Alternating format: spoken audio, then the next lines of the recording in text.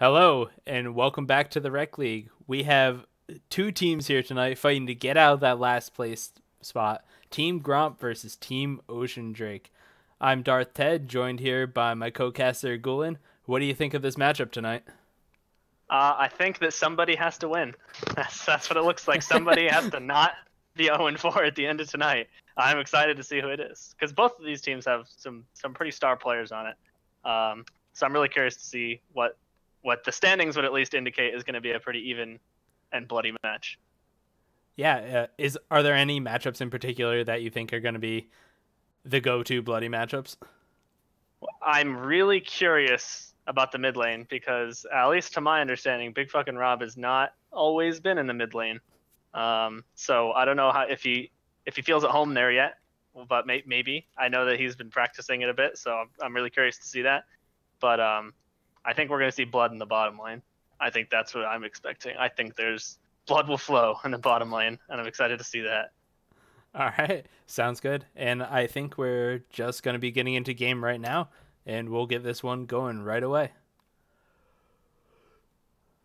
I'm actually very interested to see what Frostbeat is going to bring to the top lane table tonight, because last week he played a brand top lane, which was very kind of a unique pick, but very Yeah, well that's fits his right. playstyle.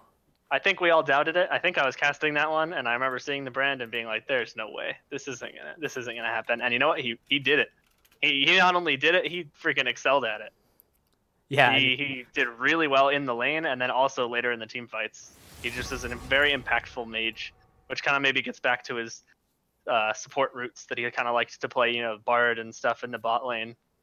So it kind of is a way for him to stay comfortable there while playing top. But I don't know if we'll see that. We might see something more traditional today. We'll see. For now, start with the traditional Udyr band against Chimmy. No surprises there. yeah, I doubt he's ever actually going to be able to see that champion. Yeah, and at this point he knows that. I'm sure he's not practicing it or anything. He's just gonna have to try other things. Zillion taken away probably from Shu, but flex into mid and support. Powerful pick. But I know Shu's had some good games on it. Do you think we're gonna actually? So a lot of weeks, the bans against Gromp usually tend towards the Akali and the Caitlyn, just because I believe who was their mid laner? D1 Kato was destroying on that champion. Yep. D1 Kato had really good games on Akali, I think.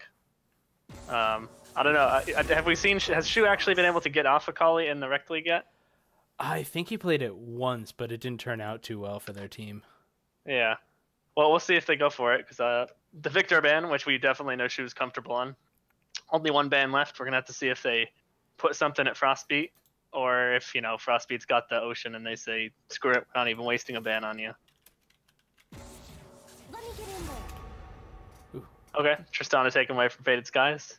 It's a nice scaling AD carry. Yeah, that most likely puts Faded Skies onto the Fortune pick. She's been favoring that champion a lot in the Rec League, Miss Fortune and Tristana, so kind of doesn't give them that late game scaling opportunity that they want. Yeah, but hopefully they feel comfortable against that laning pressure that MF might put out, because it's definitely a lot. And then Draven, another AD carry Ben coming out. So no Kali Ben. In fact, well, I guess two bans at Shu, but we didn't see all three. So maybe we'll see something fancy like a Kali, or maybe Shu's going to kind of just stick back on the control mages he's so comfortable on. Yeah, and I'm kind of expecting a... Ooh, never mind. I was going to say a jungler pick right here, but they end up going for the Ashe for Jmu, which is super safe champ and has a lot of engage with that Enchanted Crystal Arrow coming out. Yeah, it's really nice, especially if you know that you're going to need engage on a position, especially like a non-traditional position like AD carry. It can be really nice to just grab Ashe, and then you've got a bit more flexibility on what you do with your other lanes. So smart first pick. Malzahar coming out for a Big Fucking Rob. Overall, just a really strong pick. I haven't specifically seen him practicing or playing this one that much, but honestly, Malzahar is ridiculous. So we'll see how he does on that. It's safe too. Like, you can first pick that and be like, yeah, what you gonna do? What you gonna do in a Malzahar? Yeah, I mean, I thought Big Fucking Rob was taking mid lane on red side just to try to flex on Shu, but it's the other way around. He's really just saying, "Yo, you come at me." Yeah. And then as a Malzahar, I'm curious to see what Shu decides to go into that. I mean, he might just pick something additionally, like also safe. Like Ari's open. Ari's totally fine into Malzahar, and he might just try to get more roam pressure off. There's that Braum that they almost first picked. We didn't talk about the Amumu. Should be picked up Amumu. Not Udyr, sadly, but definitely a nice team fight champion. Gonna be a bit weak in the jungle, so we'll see how Cobalt wants to respond to that. Yeah, I was kind of expecting to pick up the Warwick just because Chimmy has a lot of early game pressure. So Amumu really doesn't have that, and he's going to be looking to scale up towards level 6. Yeah, and the Sejuani is not the craziest counter jungler, but definitely stronger than Amumu. I think if those two meet up, Sejuani is going to have the edge, which will be in most cases against Amumu. But it's a good point. We've seen Chimmy's Warwick have a lot of success, and he feels comfortable on it. So, and it wasn't banned. I mean, nobody's banning it. So I'm curious if they. I guess they just really want to focus on that team fight potential and maybe following up the Malzahar ult. And then we see a last pick Jhin for Faded Skies. And we saw Jhin a couple of times the last game, Sonic M&A, playing that champion very, very well. A lot of damage getting put out by it. Yeah, I mean, he's just a monster. You only need to get a little bit ahead or even just go even. And when you hit your item spikes, your ability to just shred away the enemy mid laner or carries is from a relatively safe range once you've got like rapid fire is really crazy. But again, you're playing that immobile Jhin into a team that already has Ashe, Braum, and Sejuani. A lot of CC coming out. He's going to need that protection. But let's see. We got a Swain ban coming out. Again, probably Shu because he hasn't picked yet. Lulu ban coming out from... I guess that would be against support, although he could play at top as well. But that's probably to help so they can make that catch onto Jhin and they don't have as much of a way to protect them. Garen ban going against Frostbeat. And generally, a good pick in the league right now. We're seeing a lot of Garen when he can get there, but also a lot of Garen bans. Yeah, when you have a strong top lane matchup, Garen just runs over your opponent if they don't know how to deal with him. So it's a really good ban when you have a plat 2 going up against the gold 3. Yep, and there's Nami, another popular pick in the Rekt League so far this season. Should pair really well with that Jhin. I mean, if you can get when she empowers Jin's attacks and makes them slow and do damage, he can stick on even an Ashe, I think, and do really effectively to trade really effectively with the heal as well. Ooh, love it. See the Kennen coming out for Frostbite. Love it. That is awesome. That's a lot of AP, but they're gonna counter that by putting Irelia mid. I think is what that's gonna be, which is actually something we've seen banned against Shu a lot. Now that I think about it, and this is the first team we've seen not ban that. Against Shu. Wait. So I'm super excited. Are they throwing Karma top? Oh. Yeah, and a really supporty comp coming out from Gromp. So a bunch of strange but really cool picks coming out from both teams. The Nami Karma gonna really focus on protecting Faded Skies on that Jhin. While Amumu is either gonna peel or kind of dive in and try to make catches. Which is that kind of disengage power that they have with the Karma and the Nami is going to be really effective against the diving that Sejuani, Kennen, and Irelia are going to want to do. In fact, I wouldn't be surprised if that Karma was like a react pick to the Kennen. And maybe even the Irelia too. They just said, this is going to be a really great way to keep our carries safe. And we're going to just kill them as they walk in. Because that's also, Malzahar's also great at that. I mean, that is true, but once you get into those late game team fights where you have a Karma, a Nami, and a Mumu, you literally have no damage coming out from the Jhin. I mean, you're protecting him, but what's he going to be able to do when he runs out of his 4 auto attacks and just has to walk away? Yeah, it's going to have to be, again, very hit and runny, right? Like, Jin's going to have to get his attacks in there, and then they're going to have to peel back a bit. But I mean, but like I was saying earlier, a Jhin who's fed in any regard or in a late game position he can crack carries with those shots, especially if anyone's poked low from the Malzahar, and they don't have much sustain on the side of Ocean. So if Malzahar can at least poke someone to like even 75% health, like you get Ashe low or Kennen low, and then Jhin just pops off a crit onto someone, I mean, that could be enough. It actually could be enough to kind of make that poke without Ocean being able to respond well. But it's going to be interesting because we do have the go, go, go comp from Ocean and the no, no, no comp from Gromp. So we're going to have to see who prevails here. Yeah, there's so much CC coming out from the side of Team Ocean. I mean, Sejuani ultimate into Kennen ultimate is going to bring so much damage around these mid-game team fights. Yeah, I'm curious to see how the split push game is going to go because I think that might be a bit of a weakness on Gromp's side. I don't think Karma is going to really be able to split push much against Kennen unless she can get really ahead early. So, although Kennen's not like the greatest split pusher, it's safe, but not going to take towers at an incredible rate, I think. I mean, do you think Kennen's going to be going the AD build or the AP build? That's a good question. If they didn't have Irelia mid, I would probably have said AD, but they can totally do AP here, honestly. And that I assume they intend to, with the fact that they have an Irelia mid, which is already putting what is traditionally an AP role. They're putting an AD character there. I admit I'm not sure how Irelia will do into Malzahar. I think she's gonna have a hard time getting his shield off. Which is going to make engaging onto him a bit difficult. The only thing she'll really be able to poke out that shield with is the stun, but at that point, I mean, you just used your stun. So I don't expect to see any 1v1 coming out from Shu onto Big fucking Rob because he can play so safely. But we'll see. They both have Ignite, so they both want to fight. Yeah, and I mean, as a Cobalt on Sejuani, you look across and you see an Amumu and you think, all right, I can walk into the enemy jungle and invade pretty easily. But the problem is he's going to have 3 pushing lanes against him, as the Karma is going to be able to shove Kennen in, the Malzahar is going to be able to shove Irelia in, and the Jin Nami will be able to shove Ash Brahmin. So I'm very curious where this Sejuani will actually try to focus pressure, because it's not going to be into slowing down the Amumu. Yeah, it's a good point. I think he's just going to have to focus on punishing those lanes for pushing in too far. Karma, while fast, doesn't have any dashes or anything, and Kennen can stick on him pretty well. And actually, like I was saying, that it's going to be difficult to see the 1v1 in middle. Totally possible if Sejuani shows up and makes the kill happen. I think that can absolutely happen, especially if we see some really solid warding from Sejuani to help out the mid lane.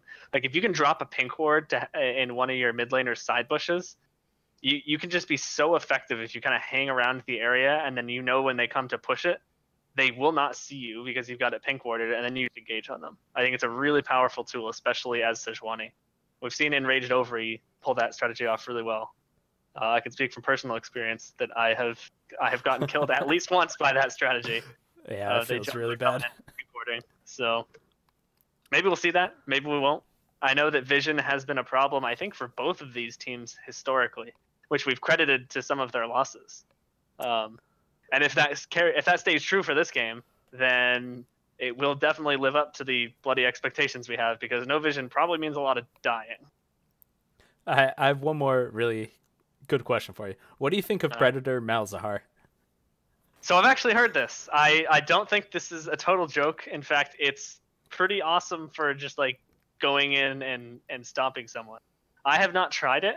I thought about trying it today in my Malzahar game, but I didn't want to do it for the first time in the Rekt League. I'm really curious to see it. I want to see how effective it can be, because I'm not totally sold, but I know I'm not this. This is not some crazy innovation from Big fucking Rob. This is a thing. It's a thing, albeit a weird thing. I mean, he kind of has really good gank setup too, with the Nami wave coming out, and maybe even a Karma W to root the Kennen in place. So the side lanes for them are pretty easily gankable.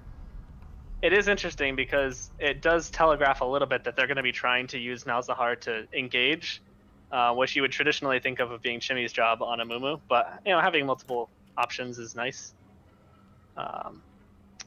And looking at the teams, I'm expecting that Gromp is going to kind of be on the defensive a bit here, and they're going to be trying to stop the engages and catching people out with that Malzahar ult. I don't know if I really see them like predatoring in and catching someone, but hey, I mean, it can happen.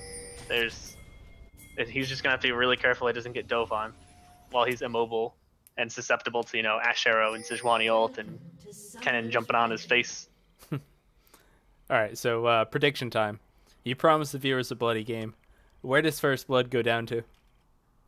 I think it goes wherever Cobalt goes. I think we're gonna see him do something effective on that Sejuani, and one of the solo lanes is gonna be my guess. All right, sounds good. I'm not quite loaded in yet. I'm still at 0-0. Does that sound right? I'm at 55 right now. Oh, interesting. Yeah. My client seems to have issues then. Hang on. If you just jump to live, that's what I did. It was kind of laggy for me when I started up too. Okay. Well, I can't see the game right now, but that's fine. I will have to figure this out. All right, so we have very defensive starts from both teams. We see Sejuani coming down to start her red buff, and Amumu is, of course, starting the blue buff, getting a leash from the Jhin and Nami. So fairly standard stuff coming out. Nobody tried to actually do any invades, get any wards, so both teams don't know where the other jungler is starting, but can kind of assume. Yeah, I mean, you have to think about the mindset of the teams too. Both coming in 0-4. Nobody wants to make that mistake that makes the losing streak continue. So nobody wants to get caught at level 1. I'm also good now. I'm caught up. So. All right, sounds good.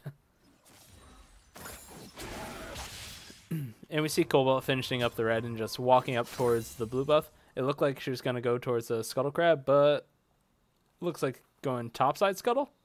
Yep, I think topside Scuttle looks about right. Maybe trying to see where Amumu is going to try to go after his red, because his clear is definitely a bit slower. He's still making his way over to his second buff. And looks like she's got it, but she's just going to fall back. Just getting the vision, not looking for any super early ganks. She's going to take her blue. Yeah, and level 2 advantage down at bottom. Getting Scuttle Crabs as a jungler is huge because you get such a big experience lead over the enemy jungler.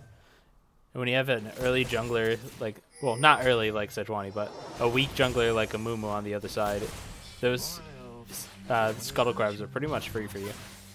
Yeah, and it's interesting. It looked like Chimmy got really slowed down there because I think he actually went to check that Scuttle Crab to see if it was still alive. And so he walked all the way down there, saw it wasn't up, and then had to walk all the way back to his red.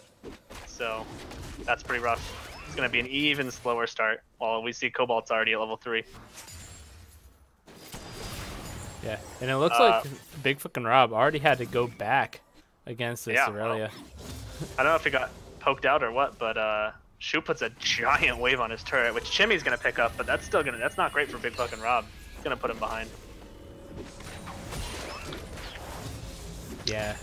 Big experience differential, although only 5 farm, so not the end of the world in terms of gold, but the experience is definitely gonna be noticeable. The most important part, though, is he ended up getting boots, so he can proc that Predator whenever he wants to try for a gank. Oh, man. Yeah. Oh, he must have just backed early for the Predator. I wonder... I actually didn't see. I don't know if he just voluntarily went back or if he was low, but I feel like missing all that farm for boots is probably not worth it. We see something start here at the bottom lane. Stardust is really low, though. He's like 1 shot away. Shimmy actually misses the bandage, and I don't think anything's happening here. Unless Faded Skies walks really far forward. The Ignite is down. Jamu's attacking Jhin, but the heal comes out. No kill. A lot of back and forth. Jhin W with the Guardian gives them both a nice shield. And some crazy aggressive play coming out from both sides there. Yeah, I feel like Faded Skies walked up a little bit too far forward. A little too ambitious on that after Stardust got poked out. Both teams kind of went back and forth there and like... Oh, flash to the mid lane from Cobalt. Getting onto the low Big fucking Rob and Shu. And Cobalt's actually able to pick up the kill with some support from Shu. So and you were nice correct. flash by Cobalt. Yeah, there we go. My prediction was correct. 1 for 1. Sejuani in the mid lane with the flash. Dude, I bet you're a master at Clue. So that's nice. Well, the kill doesn't go over to Shu, but honestly, that farm advantage is ridiculous right now. And I think Shu is gonna. I think this is now gonna give Shu what he needs to kind of put Malzahar in his place. Yeah. Plus, he has the level lead as well, so he's gonna hit 6 before the Malzahar has flash back up, and he should be able to secure another kill if Malzahar doesn't respect that. Yeah, we'll have to see what both junglers decide to do here, because on the side of Team Gromp, you could see, you know, maybe Chimmy says that he wants to be there for that 6 because they know that Shu's going to go in. But also, Cobalt might just say, I'll just take another kill then, and they'll just send him again. So I'm really curious to see how junglers play around middle right now, knowing that Shu's going to hit 6 first, most likely. Yeah, he's a lot of experience up. He's going to hit 6, maybe off this wave, or maybe the next one. And Big fucking Rob really needs to hit those silence fields, or else he's just going to get one shot later in the game. Yeah, I think he's just poking with it right now. He's maxing his... Well, actually, interesting. He put 2 points into his Voidlings and his Malphatic Visions, so not really focusing for damage. And there, instantly, the level 6 Shu goes in, but he spots... Well, actually, I don't think he spotted Chimmy. He might have just had some spidey senses tingling and decided not to follow up. So his ult's down, so actually that level 6 advantage is kind of gone now. We might see... I mean, now... The ball's in Big fucking Rob's court. Maybe he's going to try to make something happen when he's 6, but Shu's going to get a lot of poke damage before that happens. Oh, Frostbeat's going in. Gets snared up by Karma. Chimmy doesn't have the range on his Q to actually hit Frostbeat, though, so he's able to walk it's too bad. out. Chimmy is almost at the right place at the right time. He, like, shows up as his solo laner. His solo laners are kind of getting engaged on, but they're not committing enough. I think Shu sees Chimmy. Yeah, he sees Chimmy, so he's probably just going to run out here. Chimmy just showing up to give some pressure. Yeah, Big Rob's 6 now, so that should hopefully prevent any 1v1 potential now. I mean, if you just ult Shu, especially under a turret, like Shu's probably not gonna try anything too crazy now. Yeah, meanwhile, Aurelia is looking scary though. Yeah, definitely.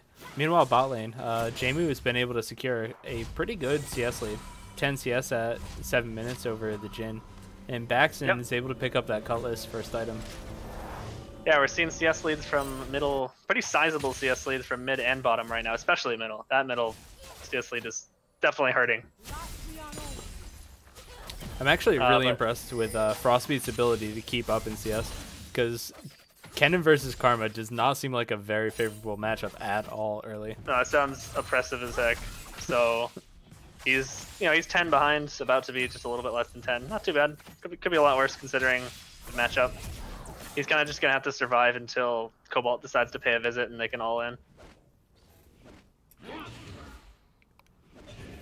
He does seem to be building Hextech Revolver, so he's probably gonna be rushing Protobelt, is gonna be my guess, on Kennen. Just to give him a little bit more engaged power, get in there with his ult. Yeah, and Protobelt is really good for AP Kennen if you're looking for those mid-game team fights. Yeah, so I think we're going to see, I hope now, at least, Big fucking Rob is backing. He's going to hopefully buy up some items, at least what he can. And then I really want to see him use that Predator in the laning phase. Like, I know it's great, it'll be great later, too, for catching people, but I want to see him gank with that Predator. I think that's where the true power of that Predator Malzahar can come in. Especially when he's in this matchup that he's already kind of losing into Aurelia. Oh, Jamu just dropped the ult. Oh my god. Gets the flash, and with the heal, he's not gonna quite go down. They just instantly pulled the trigger with that level 6 advantage. I think Digital Crusader was not level 6 at the time, so he couldn't follow with his ult, or that definitely would have been a kill. And he does drop the ignite though. Oh, top lane, 3-man. I missed it. I don't know if the camera saw it. Nah, I missed it too. But, that is dead karma. So that's one way to come back. That's kind of like what we were saying, right? Is Kennen's gonna sit back, not do so hot until friends come, and then they're gonna do the damage. Yeah, I mean, Sejuani ult is missing, Kennen ult is missing, so it's that huge combo we were talking about earlier.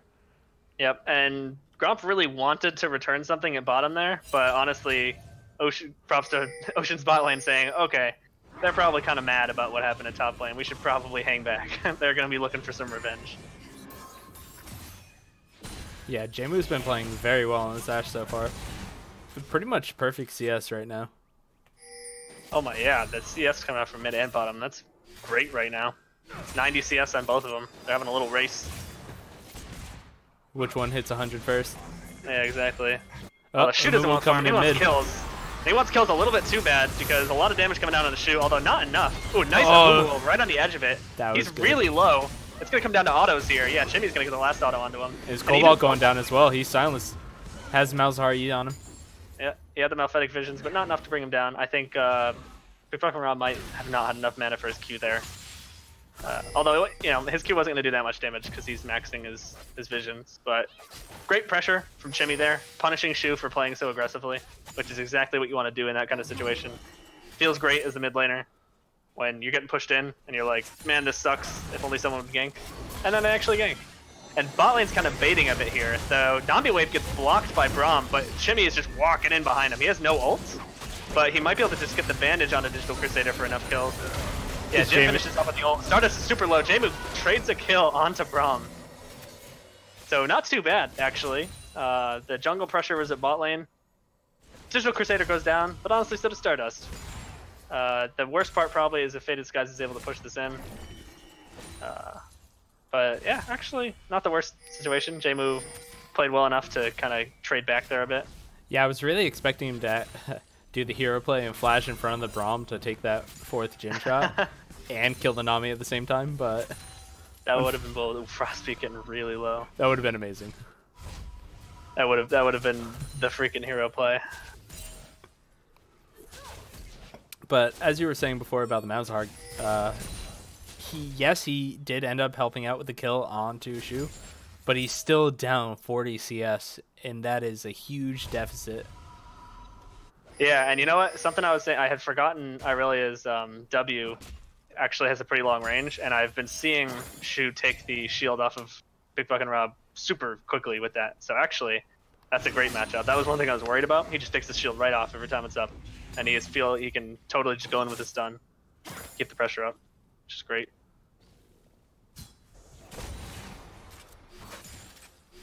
Yeah, Shu playing really well in the mid lane right now. It's a really big CS lead. Yeah, so right now it really looks like Team Motion's coming out super strong with this team comp, and honestly, I favor them a lot in the late game. So what do you think Gromp has to do in order to, you know, secure their victory? I mean, Gromp, again, their comp kind of revolves around this disengage. So I want to see them keep giving Faded Skies a bit more pressure at bot lane, which they've done. That's actually what they've just done most recently with their pressure, which is great. But honestly, I want to see more. But on the flip side, Ocean's thinking the same thing. And so they're actually going to drop an ult onto Nami, followed up by the Sejuani ult. That is just so much CC. There is nothing Stardust could do there. No flash available. He was just toast. I mean, nothing he could do. With the Ashe arrow, followed by the Sejuani ult. And then if they felt like it, they could have also Braum ulted. That's an insane amount of CC. And that's kind of the go, go, go comp we're talking about. Like, they're going to try to pull that off later. But... speaking of go, go, go, Shu and I think Frostbeat actually just go onto Malzahar at middle lane, and we're able to secure a kill. And that feels so bad as Big Fucking Rob, down 60 CS, have to sit under your turret, and then the top laner comes down and just ults on you and you die. Yeah, it is rough, and there's been a lot of pressure from other lanes and junglers at middle so far. So it's hard to say if it's him not feeling as comfortable in the mid lane / Shu is incredibly comfortable in the mid lane, but you know the pressure from other lanes has definitely played a role. But he is almost double. Shu has almost double Rob's farm right now in the mid lane. Yeah, that is such an insane amount of gold. It's crazy. And while that was happening, first tower ended up going down to Jmu and Digital Crusader. So that allows the Ashe to pretty much freely roam around that map whenever her ultimate is up and try for more picks. Yeah, and I think Frostbeat right now is kind of content to be sitting in this lane where he's slowly losing a bit of farm because he knows his team is doing so well. He's just going to scale into the team fights later. But we see Gromp with the vision control around Dragon. I don't know, I guess Ocean just wasn't expecting that move because they felt like they had the tempo. But props to Ocean to Gromp for pulling the trigger and picking up that air Drake. Not the most impactful Drake, but it's a morale boost, and you can run up a little bit faster. And I mean, for the Amumu and Karma, it's going to be but the very, dash very and strong. ult coming right into Malzahar, followed by the stun from Aurelia. Wow, they did not hesitate to pull the trigger there. I mean, just Cobalt knew that all he had to do was hit his stun. He didn't even need to follow it up with the charge or lead in with. He just used the charge to close the distance, and then threw the ult right onto Malzahar because the shield had been procced by Aurelia earlier. And then he knew that with Shu's damage, they were going to be able to follow it up enough. So really good, decisive play coming out from Shu and from Cobalt there at the mid lane.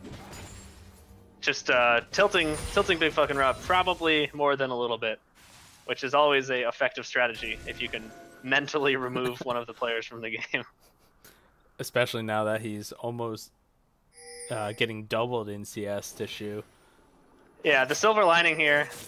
Oh no! Oh, that point blank bandage top. This is on the Cobalt. God. That was crazy. Speaking of tilt. Yeah, although Cobalt picked up the scuttle crab, so that's nice. That's probably gonna prevent any rifty from happening there. Yeah, so it looks like after losing their bot lane turret, they Gromp ended up sending Big fucking Rob to hold bot lane to be able to farm up more, and are keeping this Jhin in the mid lane just to try to create some pressure. If they think they have the wave clear, which Jhin kinda does, kinda's got wave clear.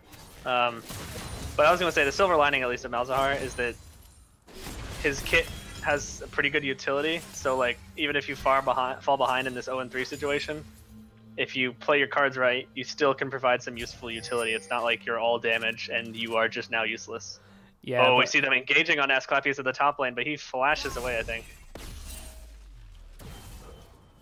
You know, Asclepius, I think I'm going to refer to you as Karma from now on.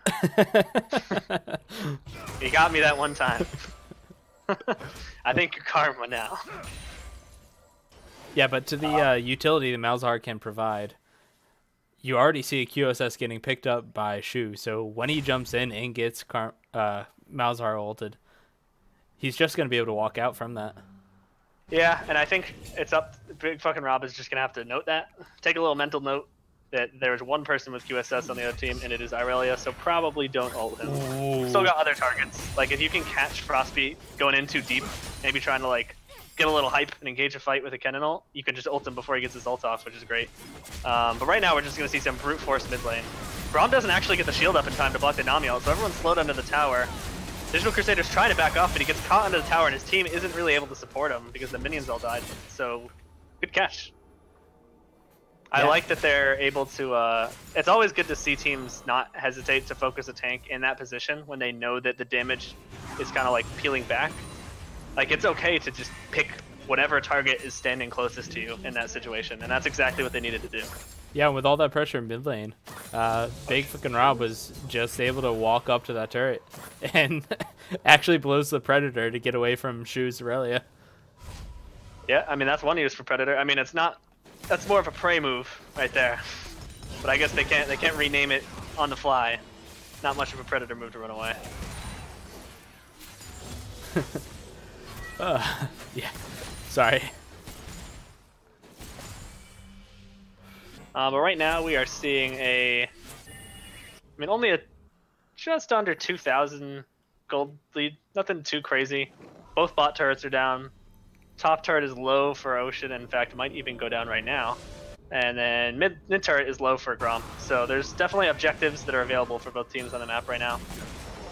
It feels really one-sided, I think, right now because of how effective Cobalt has been on the map and how dominant Shu has been in the mid lane. But honestly, it's still anyone's game. This is definitely not even remotely over. Yeah, I mean, Gromp has shown a good deal of like shot calling throughout. A couple of good rotations, send the Malzahar bot lane, and securing that early Drake was very, very smart. So they're not out of this game by any means. Yeah, and in fact now they're looking to kind of group up here in the mid lane, get some vision pressure. Frostbeat and Shu want to try this again, although there's a turret there. Yeah, okay, they're not really... Oh, they're going for it. Frostbeat kind of wants to go for it. Shu is just going to take the wave. Yeah, Frostbeat's running away. And Big fucking Rob coming up to support, just in case. Maybe prevent them from taking this tower. So 2 top for both teams, 3 middle. We'll have to see if anyone decides to push the go button. Chimmy walking up. He might catch them, or they might catch him. I'm not sure exactly what's going to happen here. I think he's just going to walk away. Alright. Honestly, I think Frostbeat and Shu should have pulled the trigger there and gone on the Karma. They have enough damage to take her down. Yeah, honestly, they might have been able to get the dive there, but it would have been risky because Karma can get a lot of movement speed, and if she can dodge the Aurelia stun, they might not be able to lock her down quite well enough. With no minions and no turret, or with the turret there, it would have been risky. But for now, looks like both teams kind of backing a bit before this Drake comes up, which I think is happening very soon. In fact, right now, we see an Ocean Drake coming up. And Team Ocean Drake seems to be positioned in a better spot to take it, but it doesn't look like they're actually going to pull the trigger. Well, we got 2 pink wards right next to Dragon for Team Ocean, but Team Gromp has got nice pink control of their own jungle on that side. But I think they might just be too slow here. Like, we see the pings coming down, but I don't think... I mean, they're not going to get there in time. That's gone. Yep.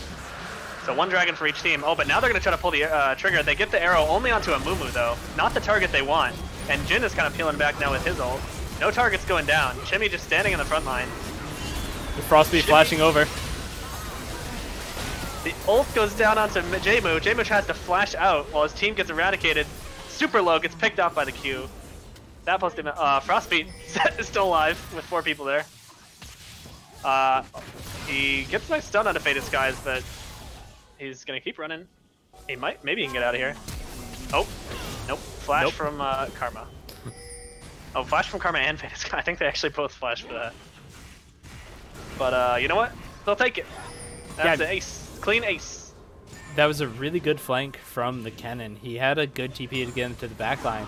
But when he ulted, he only hit Stardust, and Nami's not the one you want to get on. Yeah, it was unfortunate. I saw a lot of CC being dropped onto Chimmy there in that fight, which is just not the target you want to be focusing your CC on. They weren't able to catch any of the priority targets, and for that reason, they kind of ran out of steam by the time that fight really started to get into action. I think Chimmy hit like a good 3 or 4 man ult there, which set everyone up for the team to get in there. Yeah, and with that team fight, Team Gromp actually pull in the lead with a 2k gold lead, coming from a 2k deficit.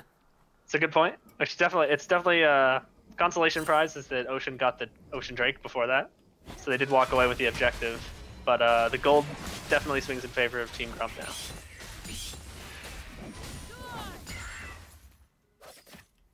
now. Karma's actually got a pretty sizable CS lead now against that Kennen. Not quite as crazy as the mid lane difference, but kind of starting to even out that gold between the 2 solo lanes. Yeah, but I would much rather have a fed Aurelia than a fed Karma on my team. Definitely. Although, looking at those Karma items, that Mantra Q is gonna hurt so much. With the Luden's Echo proc and the AP and Magic Pen from Morello, and the Stork Shoes, I mean, that Karma has a lot of money right now. He's definitely strong at this very moment in time. So I'm curious to see how he actually just impacts the game with his damage. Looks like Ocean's not going to commit to taking this turret. They just push the wave in, but Gromp's got no problem just clearing that out. With every wave, though, it gets lower and lower. Yep, just a bit lower. Again, that was kind of the target we called out earlier, is like the next thing that we see for Ocean. Clear out that outer, get nice control of the bottom side of the map. And with Malzahar bot, again, just trying to farm, catch up. That's the worst. Oh, and the ult comes down to Stardust. I think he's toast. He's so dead. I don't think the Aurelia ult was even needed there. Stardust is so squishy on that Nami that the Ashe ult was probably enough to just fall out with a regular stun. Oh, and there's that Karma Q. Oh my god, so actually much followed damage. by the Jin root. Amumu gets in there and almost gets him down. Oh no! Misses, and Chimmy flashes for the kill. I think the Sejuani ult might have actually missed. The Jin cancels his ult immediately. I don't know if that was intentional. That must have been accidental. That might have been an accident, yeah. Because I think he might have been able to set up a kill there. Really great catch from Chimmy there. Wait, well, watch and actually set up from Karma, but now Kennen's in there. But all the damage going on to Chimmy. I think actually Gromp might be able to do this. The ult goes down onto Aurelia, who doesn't QSS it. QSS is way too late after the entire effect of the Malzahar ult, and everyone is still up. Yeah. I think that might have been a little bit of a misplay from Shu. Yeah. QSS came out really late there. QSS doesn't mean anything if you don't use it on time. Yep, it's just a very inefficient use of gold if you don't use it. That's a huge teamfight victory for Team Gromp. Oh, that was great. Chimmy is so tanky right now. They're like Ocean is throwing everything they've got into Chimmy's face, and then Chimmy just says, "Okay, that's fine. My team's just gonna kill you while you try to kill me." Yeah, but I mean, we're still gonna get to the point where Jin will eventually fall off, and he does have a lot of peel, but if this Ashe just isn't touched in the backline. Well, but that's the problem, right? Is that I think if Ocean was getting onto Jin in these fights, they would win. But they're not. That's the thing. Chimmy is doing a great job just getting in their faces and maybe making Ocean panic a little bit and feel like they have to deal with a Mumu. And then they're just dropping too much on the front line. Which, especially when you take into account that he's got a Nami healing him and a Karma shielding him, like, you're not going to kill him. I really don't. You can't focus Chimmy at all. Unless he's completely alone, you have no chance of killing him. Yeah, and even if you do, at the cost of Irelia, Ashe, and Bramble, is it really worth it? I mean, Chimmy's just playing this amazingly because he's not giving Team Motion any other target to, you know, attack. Yeah, exactly. I mean, again, that's what I mean. Is like Ocean he's doing a good job making them feel like they have to target him, even though it's not the greatest idea. Be attacking that 3-0 and 6 of Mumu. What is his resistance at? He is at 175 armor and 116 magic resist. So he doesn't really have a weakness right now. He's not Team Mountain, but he has no vulnerable spots. Karma coming in to help clear mid. Nice Mantra Q on the Ashe, although not quite as crazy. Oh, but he gets layered with CC, but actually not perfectly, but he still gets brought down. Chimmy gets an ult into a lot of people, but he doesn't have any damage to follow up. Kennen isn't able to ult too many targets, although a lot of damage on the Stardust. Ashe actually goes down. Digital Crusader is going to follow with Chimmy. And again, I think they had a nice catch onto Karma there, but after that, they put damage onto Stardust and they put damage onto Chimmy. But Faded Skies and Rob have full health. They have full health. I don't think they took any damage that fight. I think that's the issue that Team Motion's running into, right? They're throwing out 3 ultimates onto one target, and the target might get squishy and they might go down, but then you lose the team fight right after because Team Gromp is right there in your face. Yep, and it looks like instead of pushing for that mid inhibitor, they're just going to take the safe option. They're going to pick up an Ocean Drake. Rob's going to go top lane and push him a little bit, but he knows that they're coming for the collapse, so I think he's just going to back out. So, not the craziest advantage. Again, just more kills, more gold, but didn't pick up an inhibitor, so base isn't cracked open or anything. Not too bad. 4K gold lead, definitely sizable, definitely puts an advantage in their pocket, but I would say the game's still not run away with at this point. Yeah, we'll have to see if Team Ocean can try to get a pick when Team Gromp is split up like they are now, instead of when Team Gromp is grouped up as a 5-man unit. Yep. Looks like Frostbeat was hanging out. Doing a little cheeky bush waiting there. I think he might have tried to all-in both of them, actually, if they got close enough. But he's not going to risk it. Just going to take the wave. And Big Fucking Rob's actually got his Zonias now. So he's going to be, unless they can layer that CC really well, he's going to, yeah, they're not going to be able to target him as well now. And actually, I want to point out that on that Karma catch, I don't think they communicated that they were catching. I think Jmu and Cobalt independently decided, oh, here's a catch, and they both ulted Asclepius at almost the same time. Like, that CC hit, it didn't, like, layer into each other. They just put it on top of each other almost at the exact same time. Nice. She picks up the blue buff. Karma almost stole it away. Yeah, that Mantra Q is doing so much damage. Yeah, that's actually like that's a sizable portion of their little burst damage there. And he can just shield the team. Yeah, that Karma pick's working out really well for them. We were a little bit worried that they wouldn't have the damage to follow up, but so far, especially because we see damage coming out from Karma, that does not seem to be a problem. Especially because they're kind of taking these longer fights where they dump stuff into Chimmy and then they keep the fight going. And that's when they have their chance to just kind of deal this sustained Malzahar and Jhin damage. Yeah, and one thing we didn't actually touch on for Team Ocean is the fact that since they picked the Kennen and the Irelia, they have no wave clear to stop any of these sieges that are coming out. Yeah, it's a good point actually. Shu can only clear waves if he's able to dash into them, which is, you know, maybe not the best move when they've got a Malzahar and a Mumu. But nice pressure from Frostbeat there. Actually, pretty much stops the entire siege on their base because it looks like Gromp forgot to send someone back. So, actually, not only stopping the siege, but giving up Baron pressure to Team Ocean.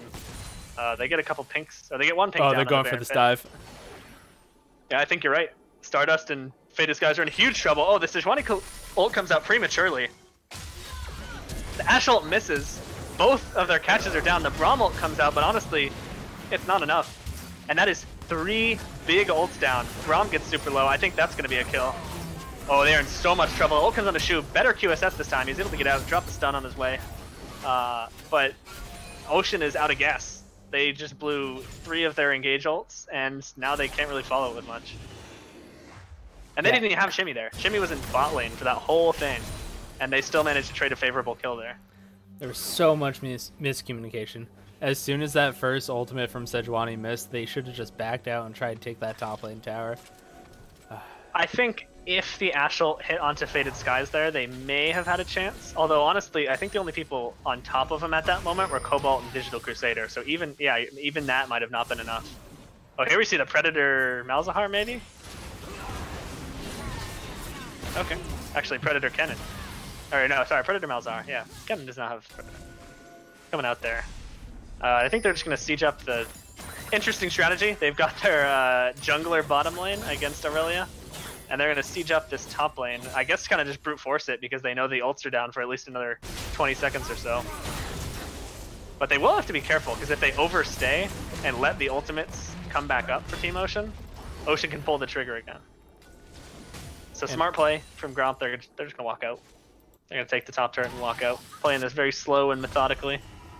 Yeah, there's so much poke damage coming out from the Karma and the Jhin that they're allowed to just walk up and take the turret if there's no engaged threat from Team Ocean. Yeah, and again, that's the thing, right? Is that once the engaged threat is gone for Team Ocean, Team Gromp doesn't care. Like once those, I mean, they've got the Ashe ult and the Sejuani ult. Once those are down, Gromp can just have their way with them. It doesn't like there's nothing that Ocean's going to be able to do to get on top of them. They have so much protective power from Nami and Karma. So it looks like Gromp is going to try to get that pressure back on Baron. But Ocean's not giving that up without a fight. They got the pink control at the moment, so... but maybe not enough. Oh, Chimmy actually getting the catch onto Shu. Shu gets Malzahar ulted and Nami waved. The QSS comes out, but honestly, not enough. Oh, Chimmy flash ult onto Digital Crusader alone.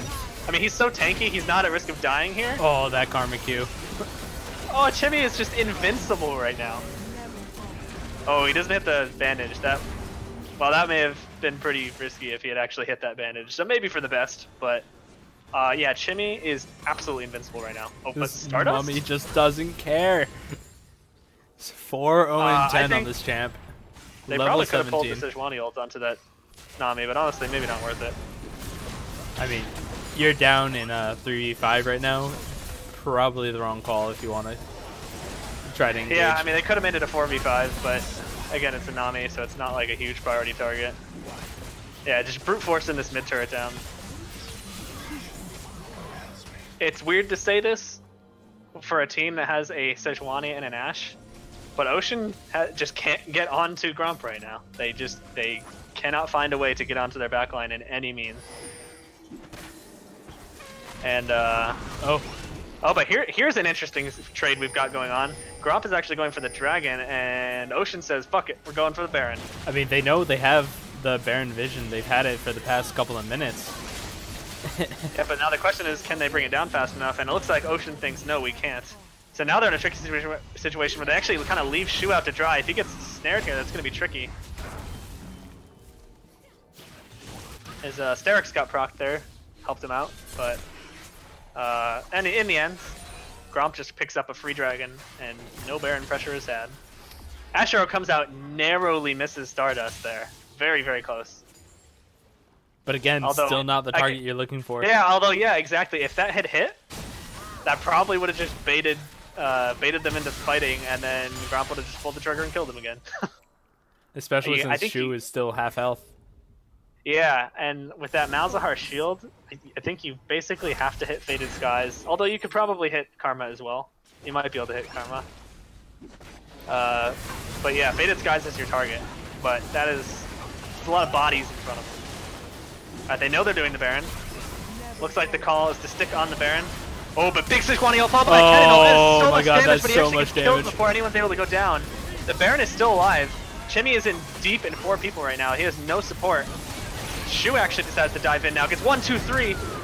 2 kills. He's on the Jhin who's actually ulting. Shu has his dash is not up, so he only gets 1 kill. He gets the stun. He gets the shield from the Sterix now. Gonna get the 4th kill. He gets the quadra kill. And Chimmy shows up and says, "Hey, here's a pentakill." Pentakill from Shu. Oh my god. Shu went absolutely hand there. He just dove the backline. No, props to absolute props to Cobalt and Frostbeat for doing the significant portion of that damage. But Shu said, "This is my time to shine," and he cleans up all 5 of those kills.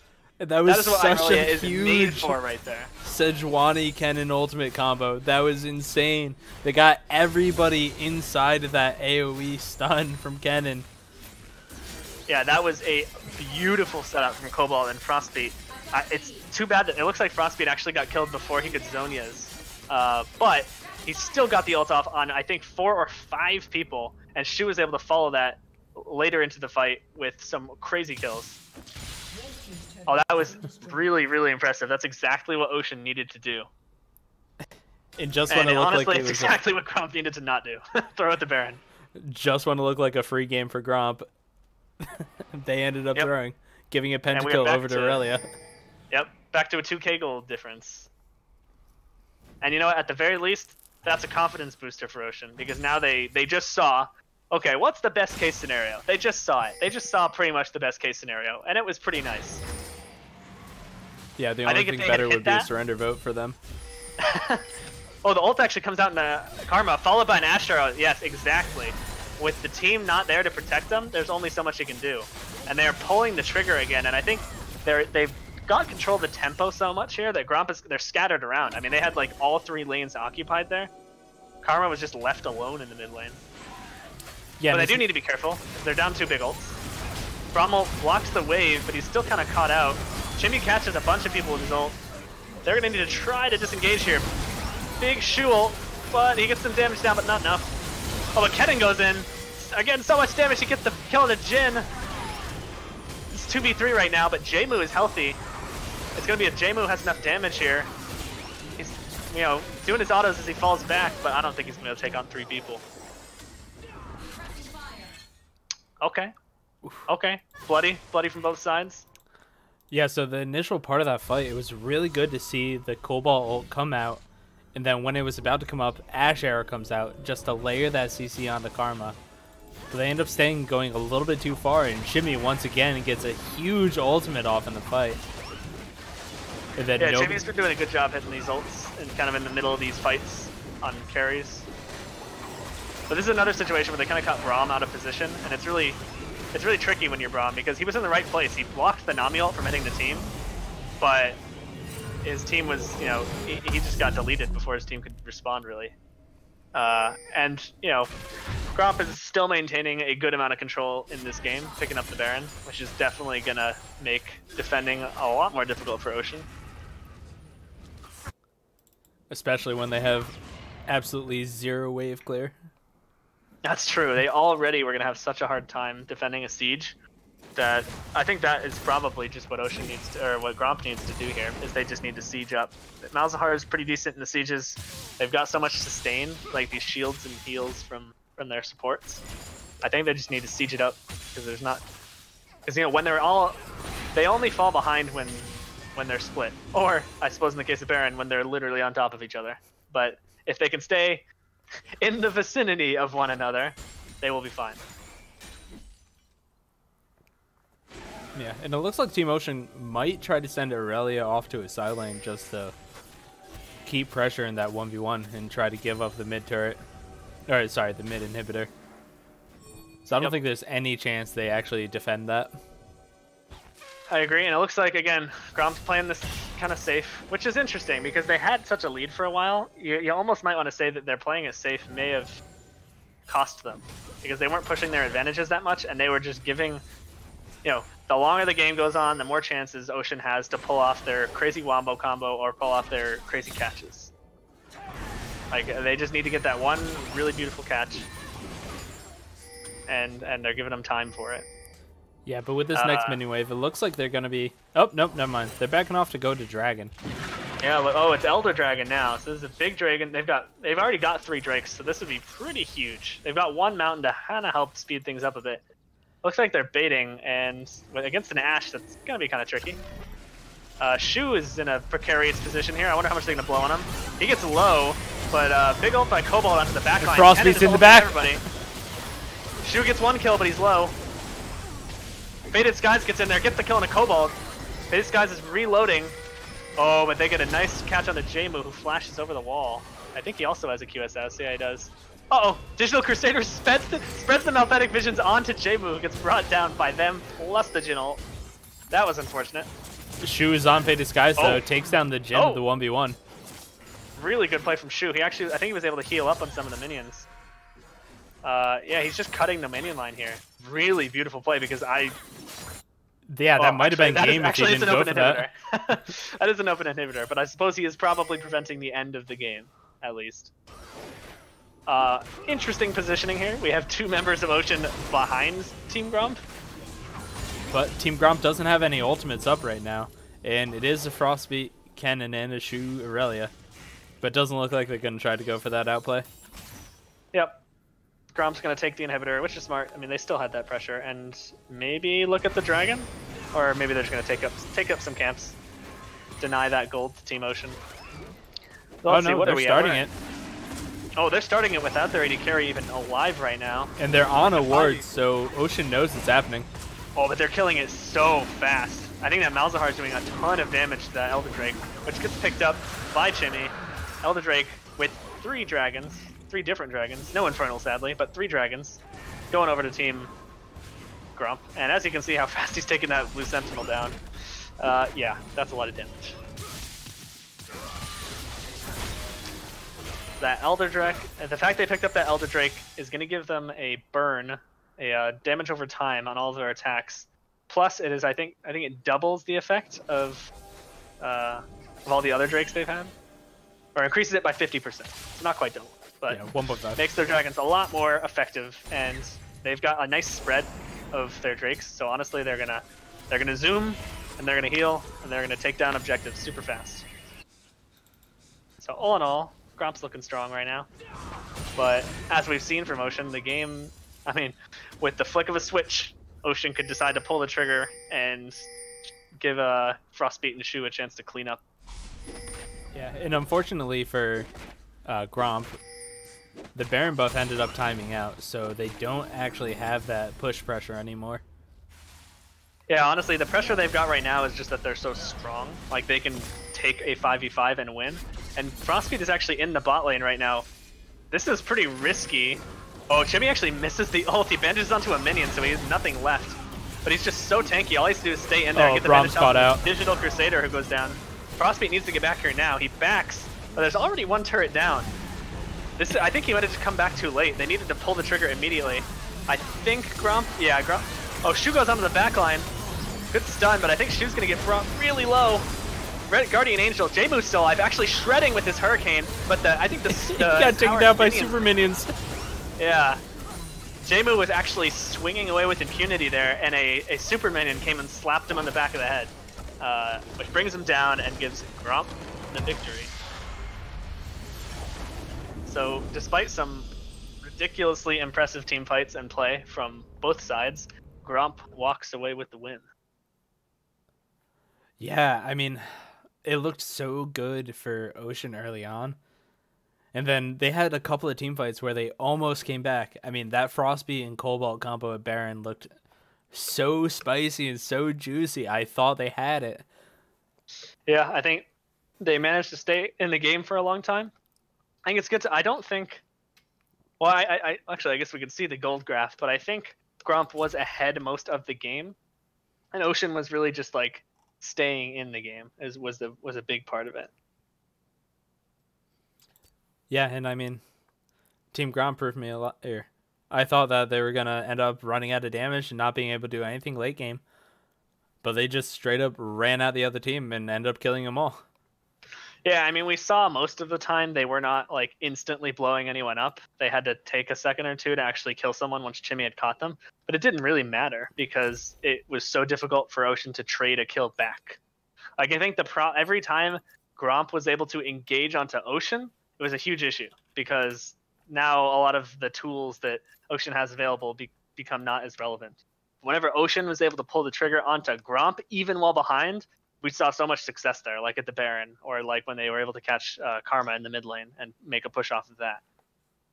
But because Gromp was so far ahead, whenever they were able to dictate the tempo, they kind of just slowly brought the game into their favor and walked away with the win. All right. And with that, I'm really looking forward to see what they have in for the next game. We'll send it to a 3-minute timer and then come back in a little bit.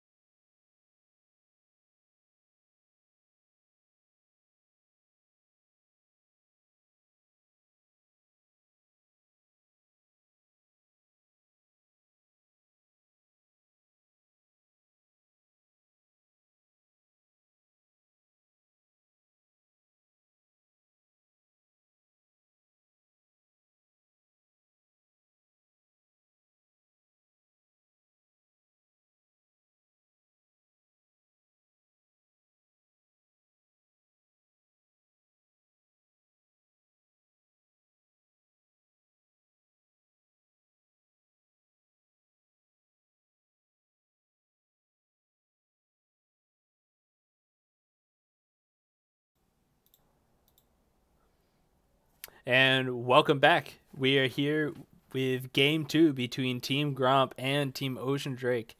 We saw Gromp end up taking that victory over Ocean in the last game. What are your thoughts on that, Golan? It was definitely a bloody game. That was one thing we predicted that became true. I'm also super hyped that I'm gonna go for 2 here with my first blood prediction. Got that last one with the nice pressure from Sejuani Cobalt. But yeah, that was, again, we kind of saw the typical matchup of what happens when you have super strong disengage into super strong engage, which is that when the engage team can actually engage, it's great. But when they can't, they just have no way to protect their own. Yeah, and it seemed like a lot of those fights, they engaged, but on a single target. And then they may have gotten that target down, but then you just blew everything, and then the disengage comp just can run at you.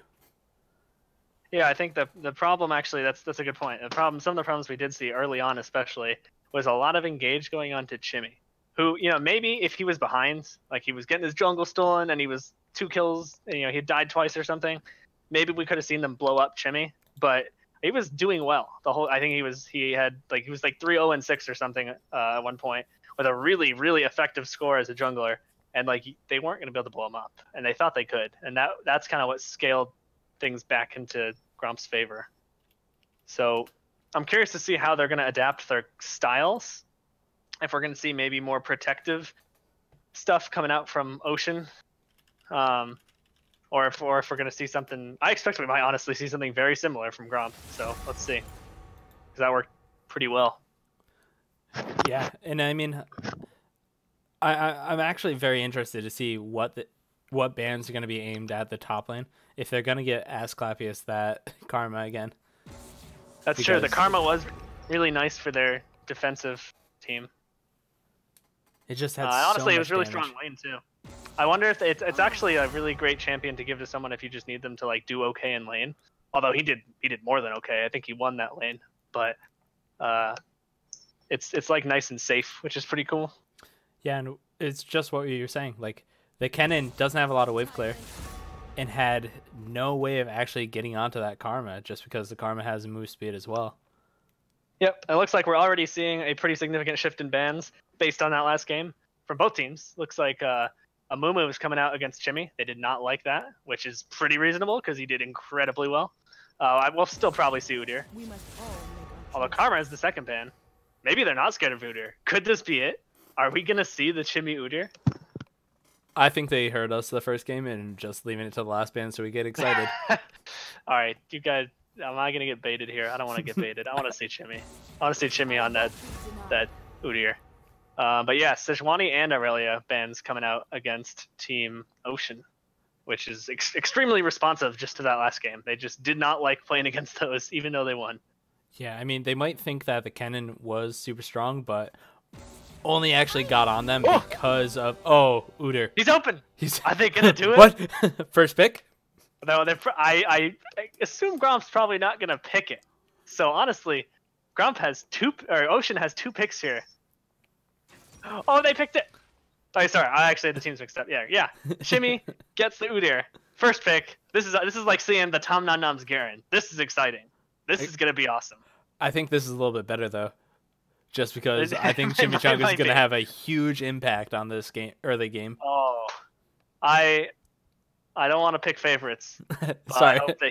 I hope he dunks this game. I want to see that Udyr unleashed.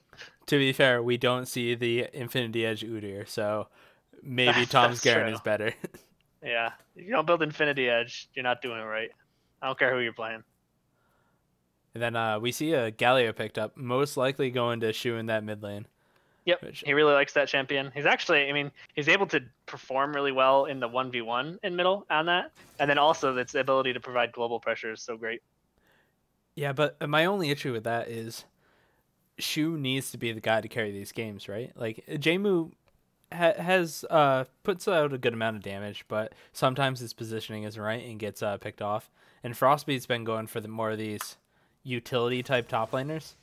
Right, he had a lot of team fight pressure there, but he wasn't exactly on a Jax or an Urgot that's just going to split push and win the game.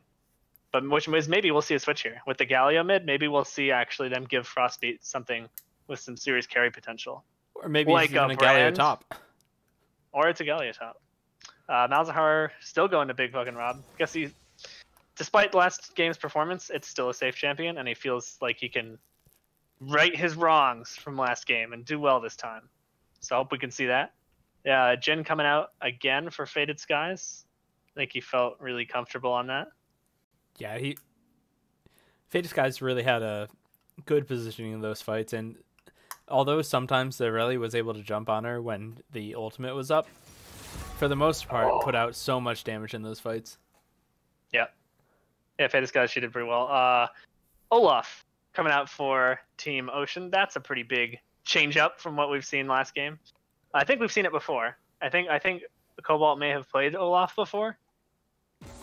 But that's still pretty exciting, especially into Udyr, like Olaf and Udyr. That's a clash of the titans.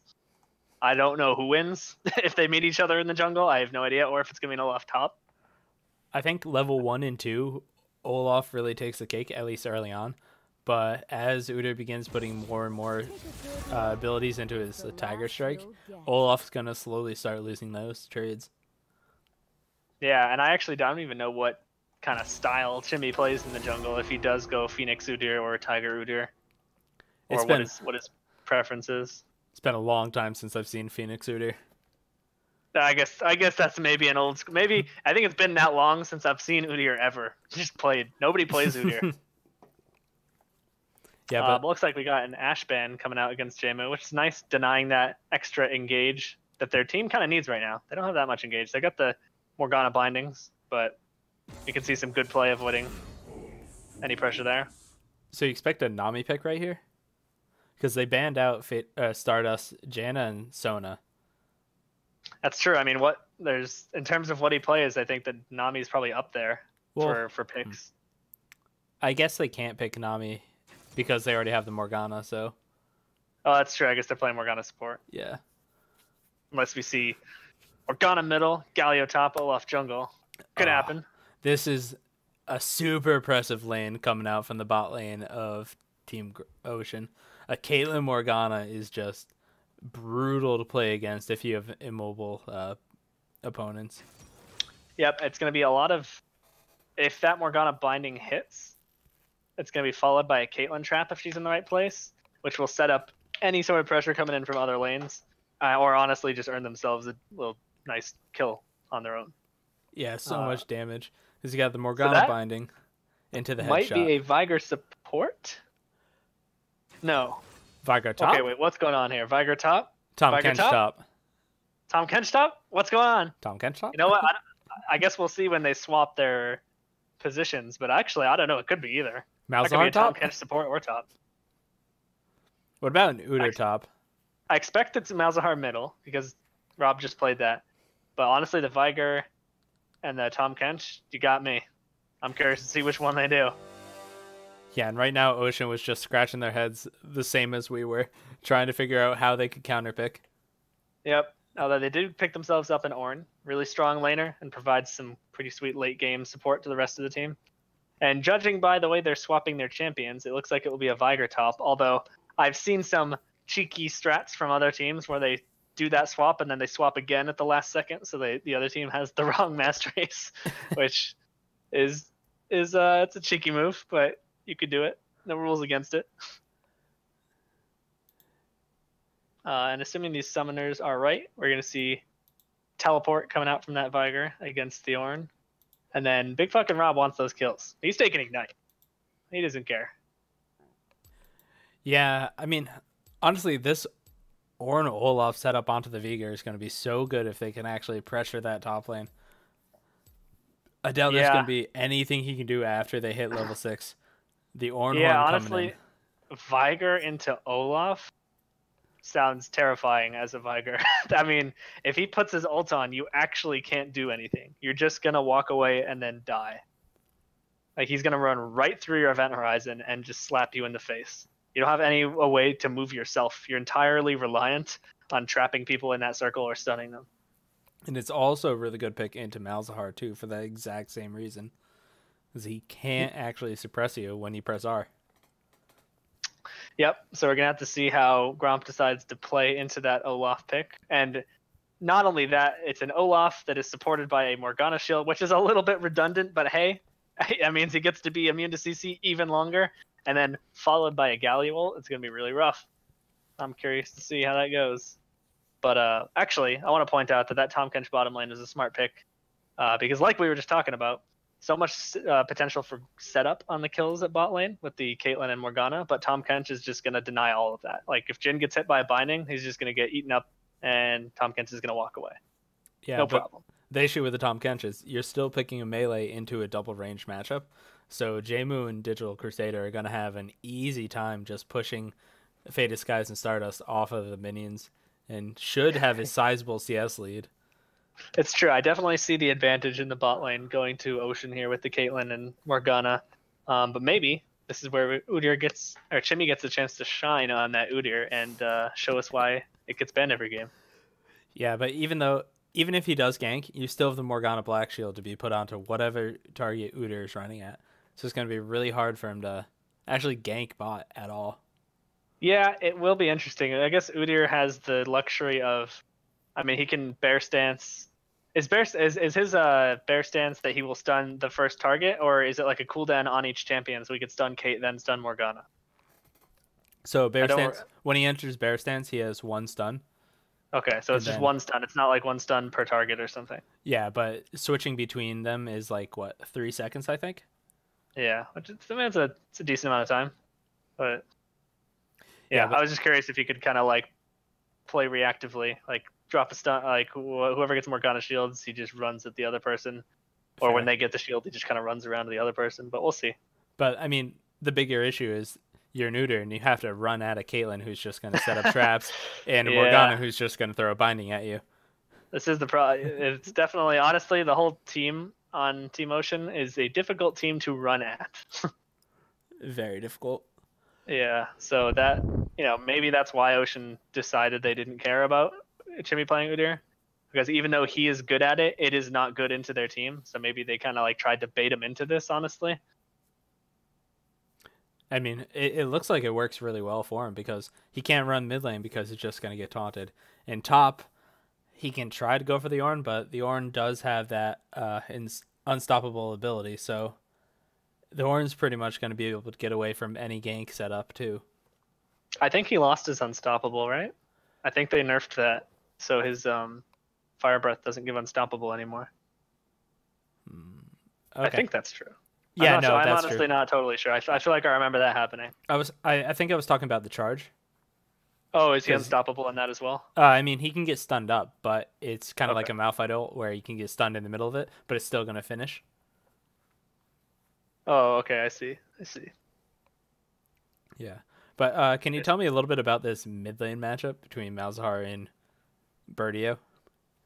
Yeah, I mean, I'd say I want to give Shu the advantage here just because while he doesn't have the combat summoners that Rob does, it's honestly a pretty nice matchup for Galio, because I mean, most likely the kill potential on you isn't super crazy, and you can trade and do damage very easily with your Q. Like, I don't think you're gonna have too many issues from Malzahar.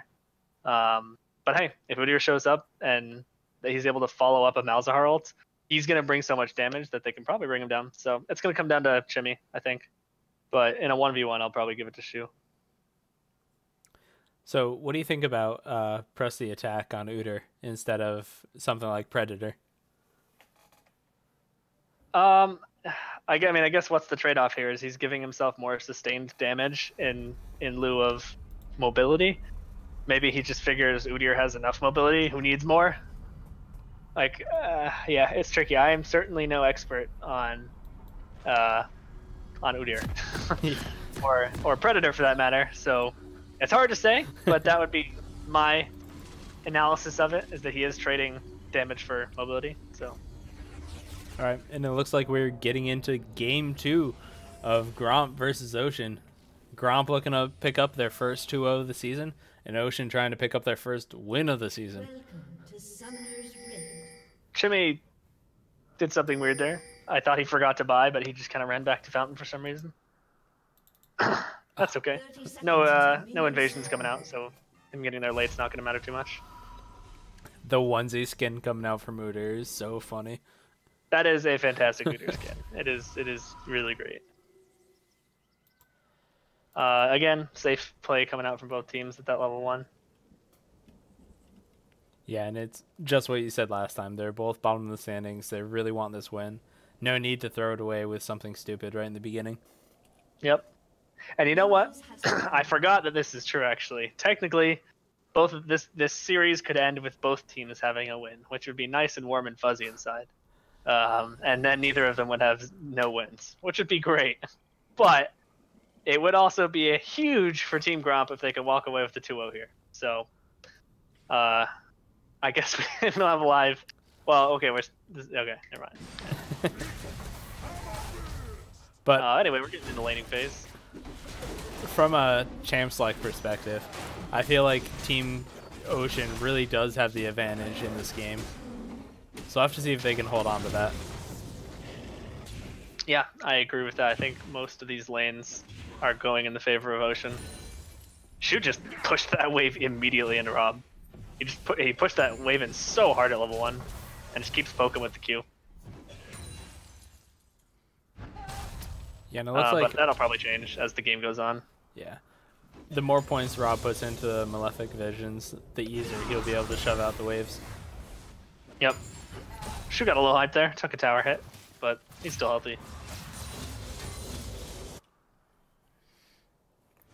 So it looks like the Udyr actually had a pretty much faster clear than the Olaf. Is able to get onto his blue buff. So he should be able to go for this Scuttle Crab. It's pretty close. So honestly, if Cobalt heads immediately to that Scuttle, we might have a little bit of a clash here. Should be interesting. Oh, he is coming. But I think you're right. I think Chimmy's gonna...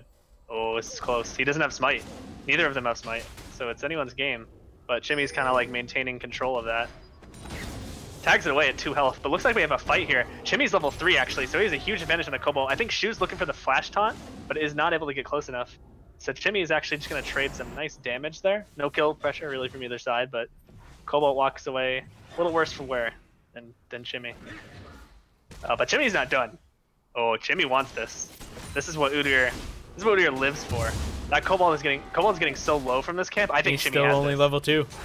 Hits the 3 now, Get though. The stun.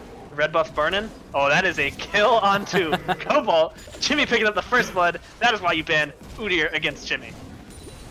That is so huge for Chimmy to get ahead like that. Putting the Olaf behind and delaying that level 6 coming out. That is going to put Olaf so far behind, and is also going to, I mean, that's going to get in your head if you're Team Ocean. You're going to start doubting yourself. You're going to be like, oh man, should we abandon it? Did we make a mistake? Maybe we should abandon it. Oh no.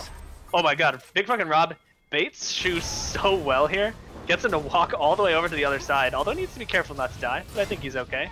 Oh, gets Chimmy with the taunt on the other side of the wall. Oh nice, Chimmy actually eats the punch there, Justice Punch.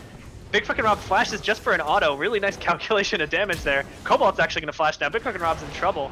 And actually Morgana with a really beautiful roam here, trying to shut down Chimmy, who almost returns the kill on a Cobalt, but Cobalt picks it up. Really good roam from Digital Crusader there, making the difference. Because I think that would have gone in Gromp's favor had he not rotated there. It's definitely not good that we did not see a follow from Team Gromp's bottom lane there. Probably some harsh language going down in the chat right now in the comms. And the nice thing was Cobalt already had his boots, so he was able to proc Predator to run into that fight and get big fucking Rob while he was already down low on health. Yep, really good pressure there, and again, props to the roam from Digital Crusader, which kind of made up the difference there. But once again, we see a huge freaking CS lead in this mid lane, 34-19. Oh, man. Yeah, that's rough, and especially as a ranged into a melee matchup. I mean, Galio's, you know, he's got some ranged abilities, but that's still pretty rough. Chimmy's showing up on Shu, but I don't know what he wants to do here. In fact, what he wants to do is get CC'd up. Gromp gets the silence, but yeah, Cobalt shows up and shuts him down. And well, just like that, that really beautiful level 1 play from Chimmy is starting to look a little less significant. Yeah, and he was able to pick up a really early Tiamat, so you would think he would just try to go take some CS, farm up, and get even bigger, but those two failed ganks. I would like to have seen him just go for farms there. Oh, and Frostbeat hits the ult onto Viger, who has to flash away. Frostbeat doesn't get hit by the first stun, although he's trapped in this circle. Viger is not level 6, so that probably would have been a dead Ornn. I think both flashes were burned there, yep. Frostbeat just trying to take advantage of that level 6 advantage. And he does crash 2 waves, I think. Maybe even 2.5 waves onto that turret. So, props to him. Yeah, Asclepius does end up teleporting back into lane though, so can pick up some of that. Ends up getting level 6, and I mean it's really good for Frostbeat to be even in CS with the Viger, but honestly I don't know if Viger has enough early game pressure to be able to poke down the Ornn. Yeah, unless Asclepius is definitely not going to be able to one-shot him by any means. He's going to have to slowly poke him down or get gank pressure from Chimmy. Ornn is just way too tanky for your shit, Viger. And he even goes back and gets corrupting potion. Or did he start with that? I imagine he started with it. It's a typical starting item, but yeah. And it gives him more sustain in lane and allows him to Cobalt's hanging out, but oh, they didn't really check if that pink ward's there, but it doesn't matter. Oh, nice double stun onto them. If Cobalt was level 6, this would have been a free kill, although now it may be just a slightly less free kill. It's still going to happen. Cobalt actually takes the tower shot, but doesn't go down. Chimmy needs to be really careful here. I don't know if Chimmy wants this. I know Cobalt's low, but it would be a damn shame for Chimmy to give up another kill here, so I think he's just going to peel off and take the pink ward. And actually, Chimmy shows up a little bit too late. One thing that's going really well for Gromp is their bot lane's actually even in CS. Oh, the binding goes down onto Faded Skies, who heals. The Caitlyn ult's already down, though. Ignite's ticking, and he's going to live with about 80 health. Nothing too bad. Yeah, but he doesn't have heal. If Caitlyn ends up getting a flash auto attack, this Jhin is dead. Yeah, I think he knows he just needs to go back. Stardust can soak up this experience. But that's definitely rough. I think that might start swinging it in Jmu's favor. We might have another mid-jungle clash here over this pink ward. Big Rob does get the pink ward, but Shu's gonna make him take... Oh, he's gonna trade a little bit of damage. Yeah, he doesn't really feel like going all in. His taunt was on cooldown from the last trade. If it wasn't, that probably would have been a dead Rob. Maybe. I mean, you know, the thing about Galio is he doesn't have like some big ult pressure like he can burst you with. He doesn't exactly have that extra pressure at level 6 like most characters do. But we still might have seen some. I just think Olaf was close enough to actually follow up on that if they were going in. That's true. That's possible. Yeah, we haven't actually seen it. Galio is level 8 and we haven't seen an ult from him yet, I think. So he's I think he's just content to be winning this mid lane. Maybe he doesn't really feel the pressure to be roaming, especially because both of his lanes are kind of winning. So maybe he's saying, eh, that's fine. It would be nice to see him draw some ult in these ganks. Kind of like we got a top lane set up with the Ornn ult, followed by the Olaf, and that is a toast Viger. Tries to return damage onto Olaf, but barely even gets him to like 75% health. Nice gank from Cobalt. Meanwhile, we see Chimmy invading, stealing the blue buff away from Cobalt. And hopefully trying to follow that with a dragon. I mean, they have enough pressure in the bot lane to be able to push out.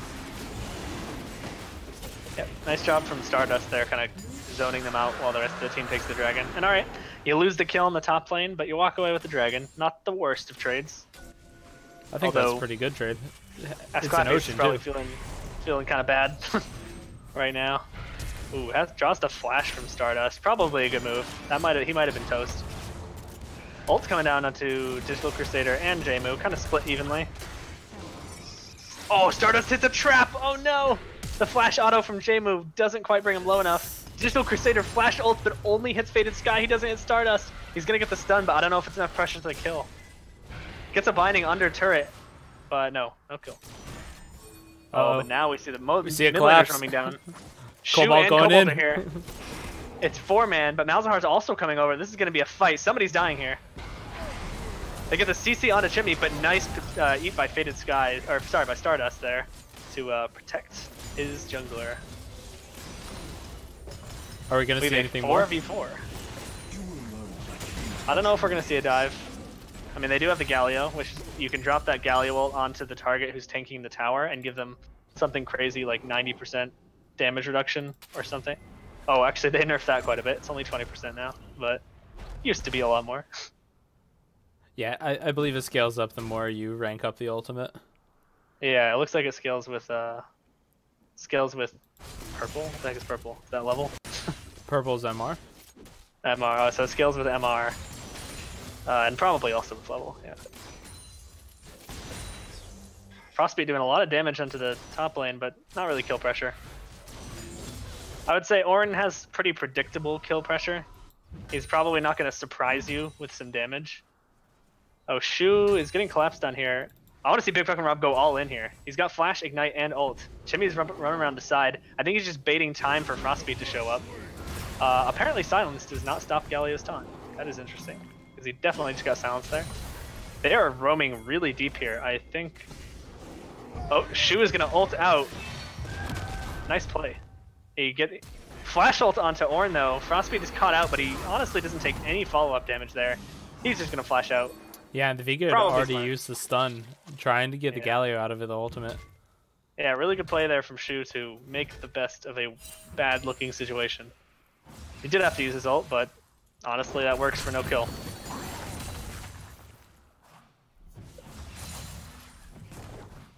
And he's just going to teleport back to lane anyway, so, you know, not much of a loss.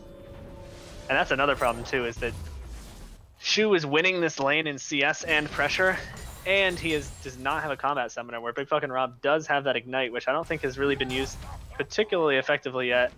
And he's not going to have the same roaming pressure as Shu. Yeah, I don't think it's been on cooldown yet. It's kind of unfortunate for him. Yeah, but late game, it's a rough matchup. The Malzahar suppress into Ignite is a lot of damage. So yeah, I actually just played this matchup and I was thinking about that. If you think you're going for the kill, it's definitely good to drop the Ignite before you ult. Like you just do Ignite ult and kind of one button press. Oh, but they're going hard on a Viger on the top lane, who actually drops a ton of damage on a Cobalt. He goes really low, but actually, I wonder if Ornn's gonna be able to fix this. He gets the stun on him, but drops the Meteor and the Q. One more auto, not enough to hit level 10, which gives him actually enough health to heal back up. Really good play there from Asclepius to return a kill. Almost two. We got a Malzahar coming in. This, but he has no flash. He's got Predator though. Fast, though. Oh, he's got the Predator. He gets the E onto him. Gets the silence, and the autos are enough. But oh, Shu's gonna return this kill. Yep. Meanwhile, at the bot lane, every lane's fighting. Violence everywhere, but no kills at the bot lane. Yeah, with that roam from Shu, I mean, he picks up the kill, but loses a little bit of pressure in mid lane. So Chimmy is allowed to take that turret down to about 2/3 HP. Yeah, although in the end, a third of tower HP for some kills, probably not the greatest trade for that tower XP. Probably not, but it's nice that Big Fucking Rob actually got a kill down. Yep, definitely true. Stardust gets ignited here at the bot lane. They really want this kill. Oh, and yep, there's the binding followed by a trap. That is a lot of CC. I mean, it is so hard to get out of that. And it was actually really smart of them to focus Stardust there, because we said earlier, if they do that to Faded Skies, then he just gets eaten by Tahm Kench. So the strategy is you just kill Tahm Kench. And when you're ahead, then you just, the AD carry can't really fight back. Oh, Chimmy has to flash out. I think he was trying to solo the Rift Herald? If that was happening? I think he was trying to, and then had to kind of got scared off. I didn't quite see. That Rift Herald is aggroing very far. Okay. Good trade coming out from Frostbeat onto Asclepius. He ends up headbutting through the stun field. Gets the knock up, so he's stunned for the duration that Viger was actually knocked up. Oh, so but he's going to ult too. This is going to be another set of... Oh, he actually gets stunned, which makes it so the Ram doesn't connect with Asclepius, but honestly, Cobalt is a big Viking right now, and just runs in the result and smashes him down. Oh, Stardust gets a nice eat onto Jmu, which is followed by the Faded Skies Flash and kill. Yeah, Digital Crusader ended up roaming up to the top lane, trying to help out with any shenanigans going on up there. It's Devour, not Eat. Devour. Close enough. Devour sounds better. I'll say that from now on. But yeah, Jemu ended up stepping up, being a little aggressively, being a little disrespectful of Stardust. Yeah, I didn't see how that started, but I did see Jemu inside of Stardust start that, so not a good place to be. Alright, well, Chimmy has been down in kills and jungle pressure, but you know what? He's getting those darn dragons. This guy's doing the Shyvana strategy. Yeah, and so it was actually a turret trade. One going down the bot lane for Team Gromp and Team Ocean taking the top lane turret. First turret does end up going to Team Ocean, but it's over on Frostbeat, who's already 4-1, and that Ornn is going to be freaking huge. Yeah, I think he's going to kind of... Yeah, that Ornn is going to be really, really difficult to kill. He's already got himself a lot of MR, Spirit Visage and Merc Treads. So maybe we'll see him start shifting a little bit towards armor so he can protect himself from Chimmy and Faded Skies. But it's understandable that he picks up the early MR for his laning phases in right now. Yeah, no. We know Ornn is just pretty much unstoppable in the 1v1 if you're going against tanky matchups. And I'm assuming since he's winning this against Vigor, the Vigor's not going to be able to stop him at all if he wants to go for that split push. So what are they going to have to do to keep him in line? Well, you would hope that Chimmy could match him. I think that would be your hope, which right now, at the very least, Frostbeat does not have much armor. So Chimmy is kind of their hope there for any potential of matching that split push. Because yeah, you're right. Asclepius has no chance of actually being able to do that split pressure against Ornn. Oh, Big Rob has to be careful he's getting caught. He still has a shield, which actually gets hit by the ram. Oh no! It goes right into the wall. Really unfortunate positioning there. So no stun. Looks like we got 5 middle here from Team Ocean. And we will shortly have 5 middle from Gromp. A lot of bursts going on Digital Crusader, but not enough to get the kill. Frostbeat is super deep on the team. I think they're going to try to focus him, but he is really tanky. Still gets hit up by the Jinnel, and he kind of gets left to hang by his team there. But followed by an ult onto Shu. Questionable target because he actually just survives and puts the taunt down, gets the kill onto Chimmy. I don't know if that's who you want to ult. I don't think you want to be ulting that Roa Merc Treads Galio when there was a perfectly fine Caitlyn there. He had about 100 HP left, so they almost got him down. But he was able to get the taunt up just to reduce that amount of damage coming through. Good binding coming out from Digital Crusader, doing a little bit of damage to Stardust. But both teams end up just backing and resetting. We see a huge mini wave forming in the top lane on the side of Team Gromp. And it looks like Frostbeat's going to be able to go back and collect that. Propelling his gold lead up above Asclepius. Yep, pretty even CS there, honestly, so... Which is pretty nice if you're a melee Ornn there in that matchup. Yeah. One thing we didn't actually touch on, it was how the bot lane of Faded Skies and Stardust is actually staying even and actually a little bit ahead of gold than J-Moon Crusader. We thought that the Morgana Caitlyn was going to be able to bully the crap out of this bot lane, but they end up losing first tower. You know one thing that makes me sad about that bot lane right now? That Jemu, well, he has 5 now. He just a few seconds ago had 2 vision score. Oh no. I know you're an AD carry, but I want to see some more wards coming out. Because 2 vision score, it's definitely not ideal. I mean, I try to do my fair share, but I don't think your vision score should ever be doubled by your lane opponent. Yeah, probably not.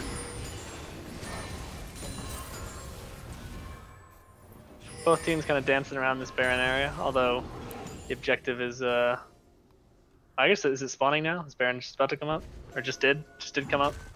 Yeah, 20 minutes. Yeah. But probably not looking at too much. I think what they're looking at is this mid turret of Team Gromps, which is pretty low. And they're gonna run the Ornn ult down the middle just in case, which knocks up Chimmy. Gets Shane CC'd right there in the middle. The Jin ult is not able to do much to protect him, although it gets some nice slows on the Shu, who takes a lot of turret hits. Oh no, Cobalt, you had Black Shield on. You could have walked through that. Cobalt flashed out there. Oh, nice ult there onto Frostbeat, who actually, I think he flashes away. Shu goes in super deep, gets the kill into Malzahar, but trades his life for it. Asclepius is actually able to pick up a kill, and they pick up another kill onto Shu afterwards. So what looked like a dive coming out there from Ocean actually turned into disaster, and Gromp is able to pick up a kill and chain a lot of CC on a J move. Ooh, nice knockup. Faded Skies is actually tanking the turret here. Somebody has to block that Kate ult, or Devour. That works too. Wow, so that started out looking really, really good for Team Ocean, being able to put all the CC down on Chimichangas and taking him down early. But just like last game, they waste all their abilities on one target, and they're under tower. So they just, I mean, yeah, I think they were feeling pretty hype. I don't know if they needed to make that. Well, honestly, it was a good tower dive, but I wonder if I'd have to watch it again. But I'm wondering if they maybe didn't fully commit enough to it, because after they got Chimmy, they kind of just ran slowly backwards while getting pelted with Jin bullets. Yeah, they took a lot of damage from Viger W, so all of them were brought down to about a half to a quarter HP, and they couldn't end up taking that fight after that. Yeah, it was really good damage from Asclepius that fight. I think he ended up walking away with 2 kills as well. Oh, and he's doing the, nice. I've seen this build coming out a lot. He's doing the Hextech GLP Twin Shadows build. Basically provides you just a ton of soft crowd control for your team to try to set up kills. And everyone's flashing out of that Vigor stun when they have Black Shield available to them. Yeah, that's a bit strange. That Black Shield is definitely a sweet counter to Viger, but kind of like a QSS. It's only good if you use it. We do see Ornn putting up a huge push in the top lane, and nobody from Team Gromp answering that right now. Yeah, that's a good point. Gromp is committing heavily to this dragon, but they're still not there. They need to go into, because they can't lose the dragon and the tower. That would be a disaster. He tries to steal out the meteor, but he's unable to do it. And Ornn's actually going to teleport in. I don't know if he should have done that, unless they really want this fight. It's just going to be totally denied by the Viger ult. It was a good Ornn ult, but yeah, honestly, Cobalt just overextends there. The team is not able to follow in there. Shu gets a nice 4-man taunt, which actually does get followed up by damage. Now they're getting the fight they want. And Big Fucking Rob is going to Predator his way out of there. Holy crap, I thought that was so lost when Cobalt just ran in and died. I think Gromp tried to stay just a tad too long. I think they needed to pick up the Cobalt and then continue disengaging, but I think they got excited that they got a kill and then kind of maybe stayed in a bit too much. Or, you know, maybe Shu's flash taunt was enough to, or actually I guess it wasn't even a flash taunt. Shu's taunt was enough He just walked up and taunted. Yeah, he just kind of walked up and taunted. That was pretty good. Yeah, and with that, Ocean actually grabbed himself a 4.5k gold lead, which is the most they've seen so far this series. That's true. Well, actually, yeah, I think we've seen something close to that last game, but it's definitely a sizable gold lead. Twin Shadows coming out for Digital Crusader. Looks like they'll have a battle of the spooky ghosts now. And I really like that on a Morgana, just because you get to slow down the target. It's not really for finding a target in the darkness of your jungle, but more of once you do find somebody, just to slow them down so you can hit your skill shot. Yep. Yeah, because Morgana doesn't really have any slows on her own, but being able to self-set up that binding is nice. I think Ocean is probably going to knock this mid turret down without much contest. Wow. Olaf ult coming out, just so we can get behind his turret safely. All right. Unstoppable, by the way. Yeah, running through all that CC doesn't end up actually clearing out any of the minions. Yeah, I mean, I guess he just did it to survive, which didn't end up mattering too much because the turret was going down anyway. But he didn't die, so I guess that's nice. And but that is a major engage tool for them. I mean, the Ornn is, I suppose, the engage, but the follow-up from Cobalt, he kind of needs that. He needs that unstoppable to run into a Viger stun. But actually, I think that might be the bait, because I think that's what we saw that last fight. Is that Cobalt was the only one who was able to run past the event horizon, which means the entire team just got stuck behind it. Ornn getting kind of caught out here. I think he's just ulting defensively here. Yeah, they don't have Shu though. I mean, Shu does have teleport, but he's still in that bot lane right now. Yeah, he's backing now, so I think he may be just looking to run up and be able to toss down an ult if they really try to pressure this turret. And it looks like Gromp's actually backing away from this. Yep. They're just trying to They're gain split some up ward. though. Oh, Big Rob just sitting still while trying to get that pink ward. Gets slammed down by Olaf, but Olaf getting kind of low here himself. He actually gets saved by Stardust. Or eaten by Stardust. Oh, that Vigor damage was crazy.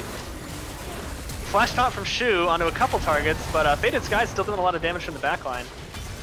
Faded Skies is at full health. Trying to protect his tanks. Stardust goes down to the Galio. Oh, and now Faded Skies is not looking so healthy. And they chase him down, but 2 for 3, I think, there, in favor of Team Ocean. So another back and forth. Another crazy fight.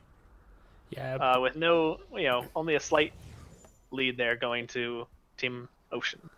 Yeah, Faded Skies and Jmu were both on the back line, respectively, not getting touched by anyone, free auto attacking. Yeah, There's exactly. just... Both AD carries felt super safe there. And honestly, they're both their scores are looking pretty nice, so they're both dishing out the damage. But I think the difference was just that Ocean's front line is so much beefier. And having a Galio taunt really does help out. Yeah, that time he did do the flash taunt. That's kind of like, that's the big play that you can do as Galio is your flash taunt, which obviously you can only do when your flash is up. So he will not, he'll be denied that epic catch potential in quite the same way for the next couple minutes. It was actually really funny, that fight. So they caught out a big fucking Rob in the Baron pit, and Cobalt ran in, used his ultimate, then used his ult just to run into the middle of the enemy team, just so Shu could get his ultimate off. Basically yeah, suicided to let the Galio ult come in. And I guess that's their play, right? Is they just want to get Cobalt as deep into the enemy team as possible, and then give him the damage reduction and the knock up from the Galio ult.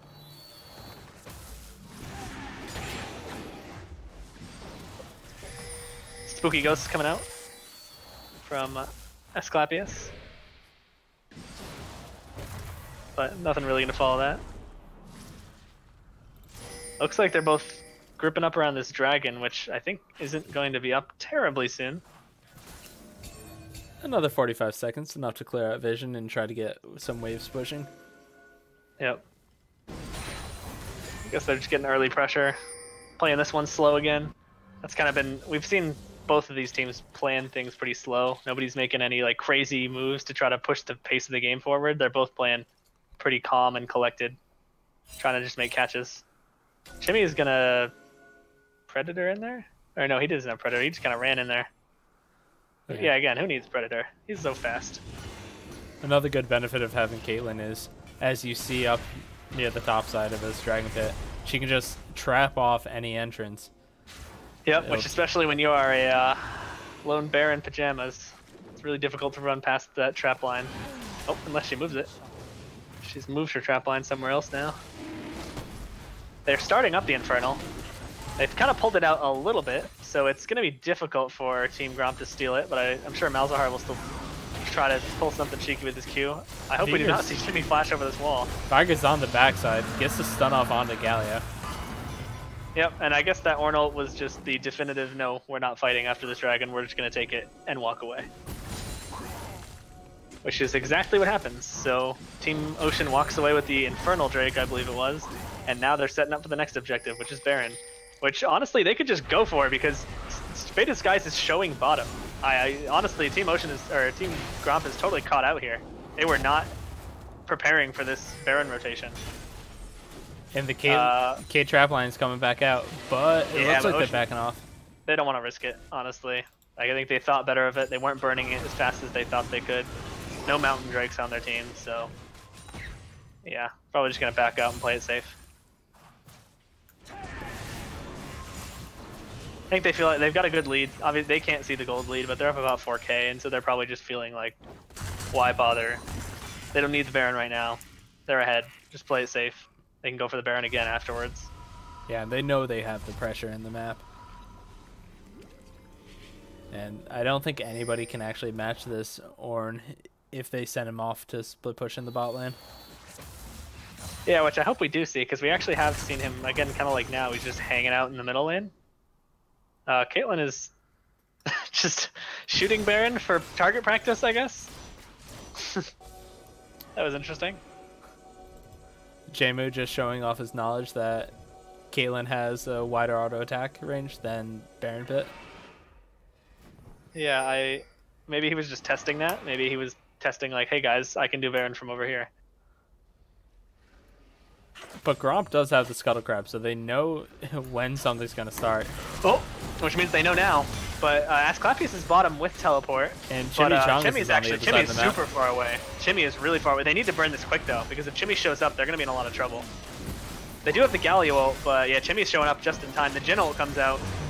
Ornn ult is being popped defensively, although he's kind of left alone in the pit.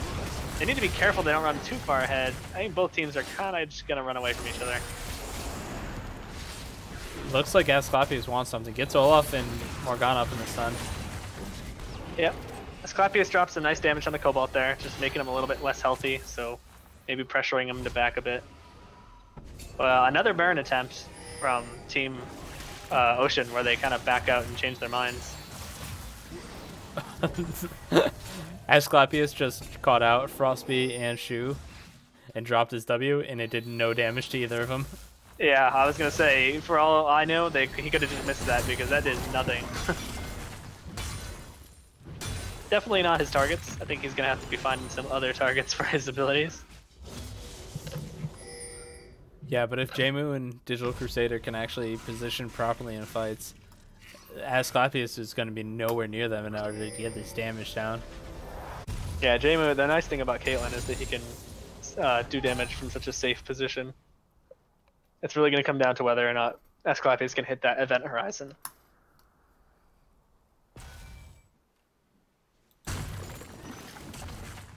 Chimmy aggroing Baron. Interesting. I guess he just wants to get the pink ward and run out. Feeling pretty tanky. Jimmy is sitting on a Spirit Visage and a Dead Man's Plate right now. And a Cinder Hulk jungle item, so he's definitely trying to play the role of the tank. Keeps clearing these pinks. He's got the attack speed. But Digital Crusader says, yeah, keep it coming. I got a whole bunch of these. It's actually nice to see the vision score from Jmu has jumped from being doubled to now almost doubled. Faded Skies. Oh yeah, look at that. Maybe he heard me. Good job, Jmu. I take everything back. Bad job. Turn the stream off. Just kidding, we're not on stream.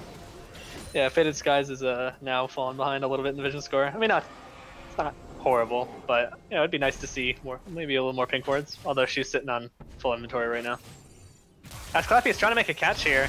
Black Shield goes into Morgana, and actually Olaf drops his ult, which may have been unneeded, but nice job from Asclepius drawing it out. Oh, Shimmy's gonna try to catch Shu here. He just high fives him and walks away. She was so tanky on this Galio. Yeah, and Asclepius is getting kind of low here. Yeah, both teams a little bit unsure what to do here. They're Except both for kind of Ocean. dancing around there, and Ocean knows that all they have to do is send Ornn and keep this wave clear up. As long as they don't get caught out, they're going to be able to get this bot lane turret. oh, big catch on the Digital Crusader, so I think that was their game plan. Gromp just needed to wait until they could make a catch, and Ocean needed to not get caught and just have Ornn push bottom, so that was definitely the game plan of Team Gromp being executed there. Yeah, Digital Crusader. Don't get caught out is your game plan. Yeah, he had Black Shield in the first one, but I think it wasn't up that time, so he wasn't able to protect himself quite as well. Frostbeat diving Asclepius at the bot lane. He does have a lot of damage, and he is insanely tanky. That turret is doing no damage to him, but not able to get the kill. Yeah. And Dragon's coming up soon, though. I mean, with all his pressure, though, it draws the rest of Gromp away from that top lane turret. So they're not actually able to take that. Yeah, we saw everyone, all the people from Gromp grouped up a top lane, but still, I don't think they even got a hit onto the turret. Good defense from Ocean. And now we have an Elder Drake coming up. Yeah, there's no more Baron. baby objectives. Only man mode objectives now. And Chimmy is maybe accidentally aggroing the Elder. I think he was just trying to get the ward, but Yeah. Big fucking Rob is in a dangerous position here. He could get collapsed on. The Elder Dragon is actually going to pop his spell shield. Barely dodges the binding. Galio ult coming down. Big fucking Rob flashes away, but he ends up. Well, he's still alive actually, but unfortunately the tanks for Team Gromp are way in there. Stardust barely living with the shield. Actually gets the Aegis down to survive. Really nice kill there from Rob and Stardust onto him. So 2 for 1 right now in favor of Team Ocean. Yeah, but they're in the wrong neighborhood. They're on the wrong side of this wall. Yeah, Chimmy was not in the right place there. I guess they had really no way to get out there. So Big fucking Rob is running for his life right now. And I mean, if you're Ocean, you can easily just turn for either of these objectives. And since your mini wave is so big in the mid lane, you already have pressure for you created, so you can just take this for free. And Frostbeat is just sticking on Rob like glue, so he doesn't have any chance to get back and get healthy, while Shu and Jamo just duo this dragon down. I think they're going to get it pretty soon. Frostbeat's still going for this. I think he might actually be able to get it. He misses his breath. Rob's just trying to do his best to poke damage here. The Ornn ult comes out, but I don't think he's going to. I don't know if it was worth it. Well, you know what? Honestly, he did his job. He just needed to distract Rob, basically, while they got the Elder Drake. So they got the Elder Drake now. That's a doubled Infernal and a doubled Air Drake. So they're going to move fast and slap people down. Yeah, and I really want to see him trying to position around this Baron now that they have that objective. Because Elder doesn't really last for that long. I think it's, what, 2 minutes and 30 seconds on the... And after you back, it really cuts it down to about 2 minutes or 1 minute and 30. Yeah, I think they should use that Elder pressure to try and get the Baron, which will actually give them the pressure to crack open the base. So that's kind of what we got to see here. Yeah, and even though they have a Malzahar and a Viger on the side of Team Gromp, if Ocean can pick up this Baron buff, that they're not going to be able to do any damage to Baroned up minions. Yeah, it's going to be really rough for them to wave clear against that, even though they do have the double mage. Oh man, Shu is taking negative damage from that Viger. I think Jin is got to be the only hope of bringing down that Galio. I mean, I think Udyr should be able to do a good amount of damage to him, but... And by the way, he was doing no damage, and look at that Shu. Look at Shu's build. He's not building tanky. Like, he's building damage, and he's just really tanky. But Stardust getting caught out here on the pink. His team was not there to support him. He's trying to run away, but he gets stunned and is not actually able to pop his shield, which, you know, probably wouldn't have made a difference. But Frostbeat immediately says, we're starting this Baron now that we've got the 4v5 advantage. And they are going to be slowly doing it, although they're being indecisive here about whether they actually want to commit to it. I mean, Cobalt is hanging out and trying to peel. I think he needs to be on that dragon. Yeah, they really have to just do one or the other. This indecisiveness is going to lose them a team fight, because if anybody gets Jamu's already off, at half health. The tanks can't just be feeling like this. I mean, maybe they'll get the dragon down enough. Oh, really good catch out of Malzahar, though. I think they did actually commit to fully peeling off Baron there. well, if it's still running. I mean, not even fully, because they have half the team trying to push up into the jungle, and half the team is still back on Baron. Okay, take 2. Now I think they can take this safely. More decisively. It was a little shaky. It was not Oh my god, wait, are they peeling off again? No, please okay, don't. Wait, just keep Jamu there. It's fine. Alright, I think they'll be fine.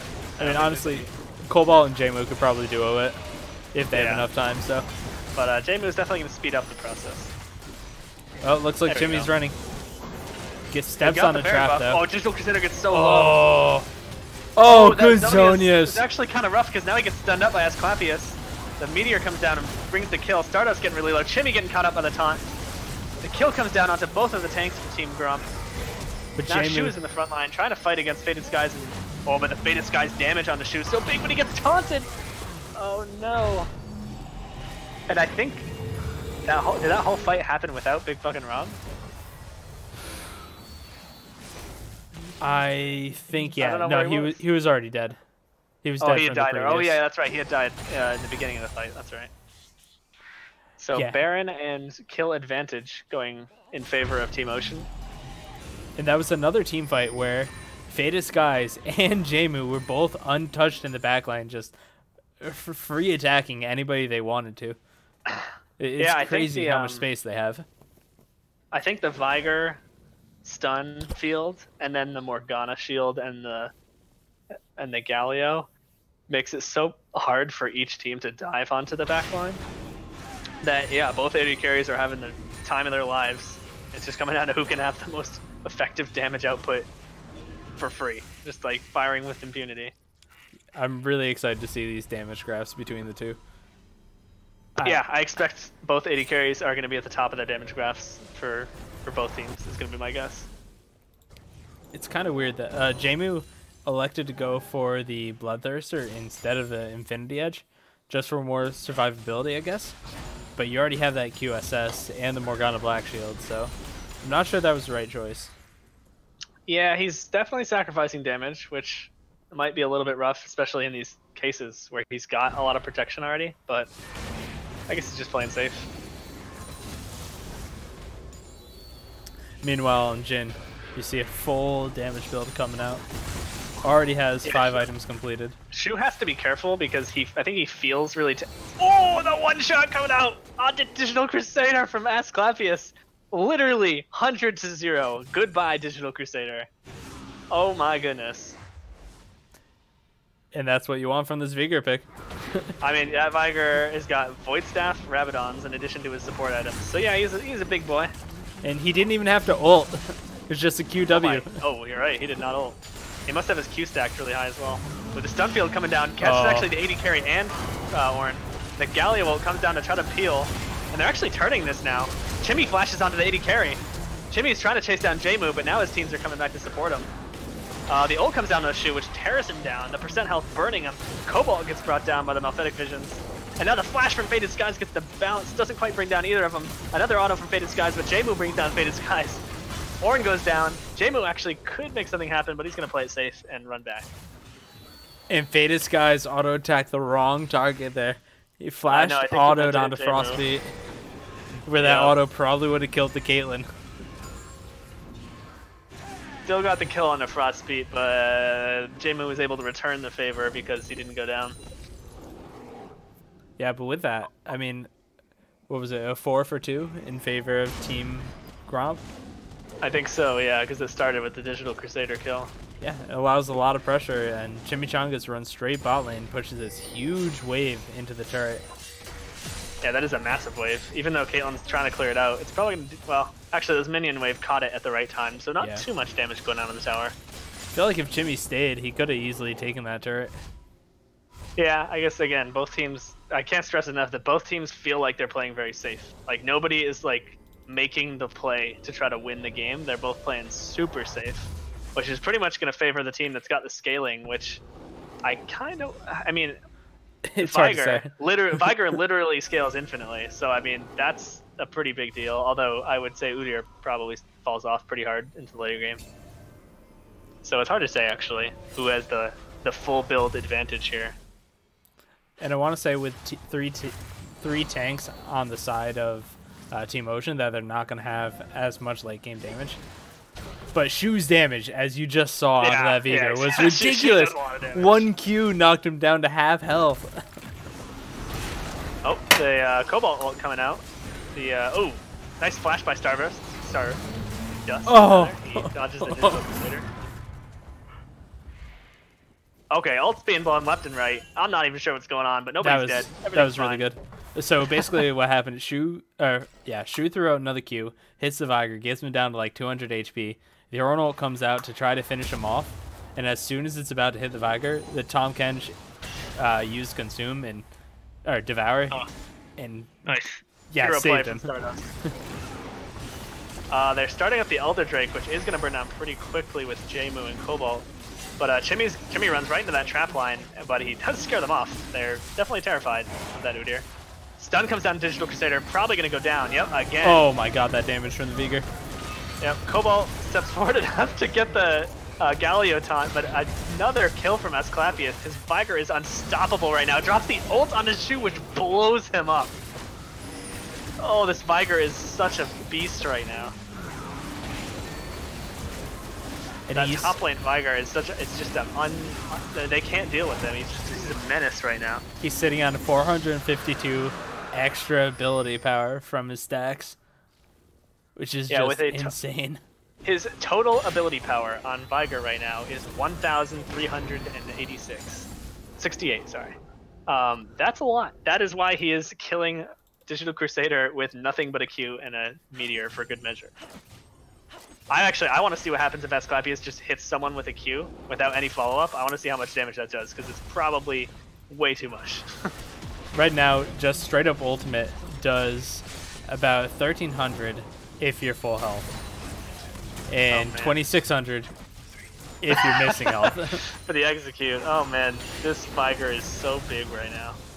Oh, that's so hard to deal with too. I mean, Cobalt, or Olaf rather, is great into that matchup, but again, as we're seeing, it actually kind of, it's almost a trap, because Cobalt feels safe that he can run in there, but because nobody else can follow him, he just dies. So it actually almost ends up baiting him that he's able to safely run through the event horizon. Oh, another catch out. Oh, super speedy coming in from Cobalt. They catch out Chimmy, but they're actually not able to bring him down quick. They're on the Viger, though. He's getting caught out here. He's so low. But the heal actually comes out from Faded Skies to keep him alive. The Event Horizon keeps the team away. Chimmy is still surviving in this 1v2 on the side. The Ignite comes down. He returns a ton of damage. He actually is barely able to live. He gets eaten by Stardust. He actually lives. He fought off Cobalt and Digital Crusader on his own for so long there. That was super impressive. Udyr dancing.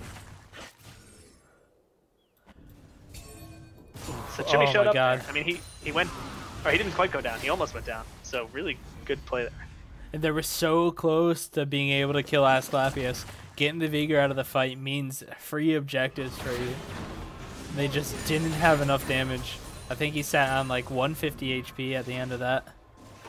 Yeah, they got him so low, but again, they weren't with the triple tanks. Well, the 3 melee at least. It's really hard to like pick that guy out from the back line who's running away. But honestly, it's this Caitlyn again. If she has IE, that Viger dies. If you have that additional crit strike, you'd be able to destroy this squishy champion. That's true. Ooh, and the Caitlyn Q actually and ult almost connect. The Q actually connects on a big fucking Rob. But while the damage comes down, Gromp actually walks away with the Baron, which is going to be the deciding factor for the next several minutes. Yeah, this game is so close. It's within 500 gold right now. Oh my god. Another bloodbath really coming out. Close.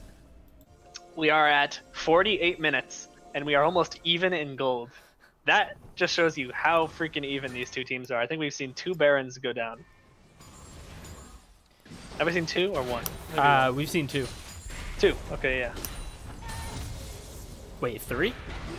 3? Is it 3? I'm looking at this graph. No, I think 2. Just 2, right? Just 2, okay. Yeah. Getting a little ahead of myself. Yeah, maybe you're seeing the future. Well, we'll see a 3rd Baron. We saw 2 Elders, right? 2 Elders and 2 Barons. Maybe. Oh yeah, 1 Elder and then 2 Elders. Yep. We've seen 2 Elder Drakes, which we're kind of used to take. In both cases, we're used to take the Baron. And it's funny actually, both those Elders. It's 1 Elder per team and 1 Baron per team, which is probably why this game is so even.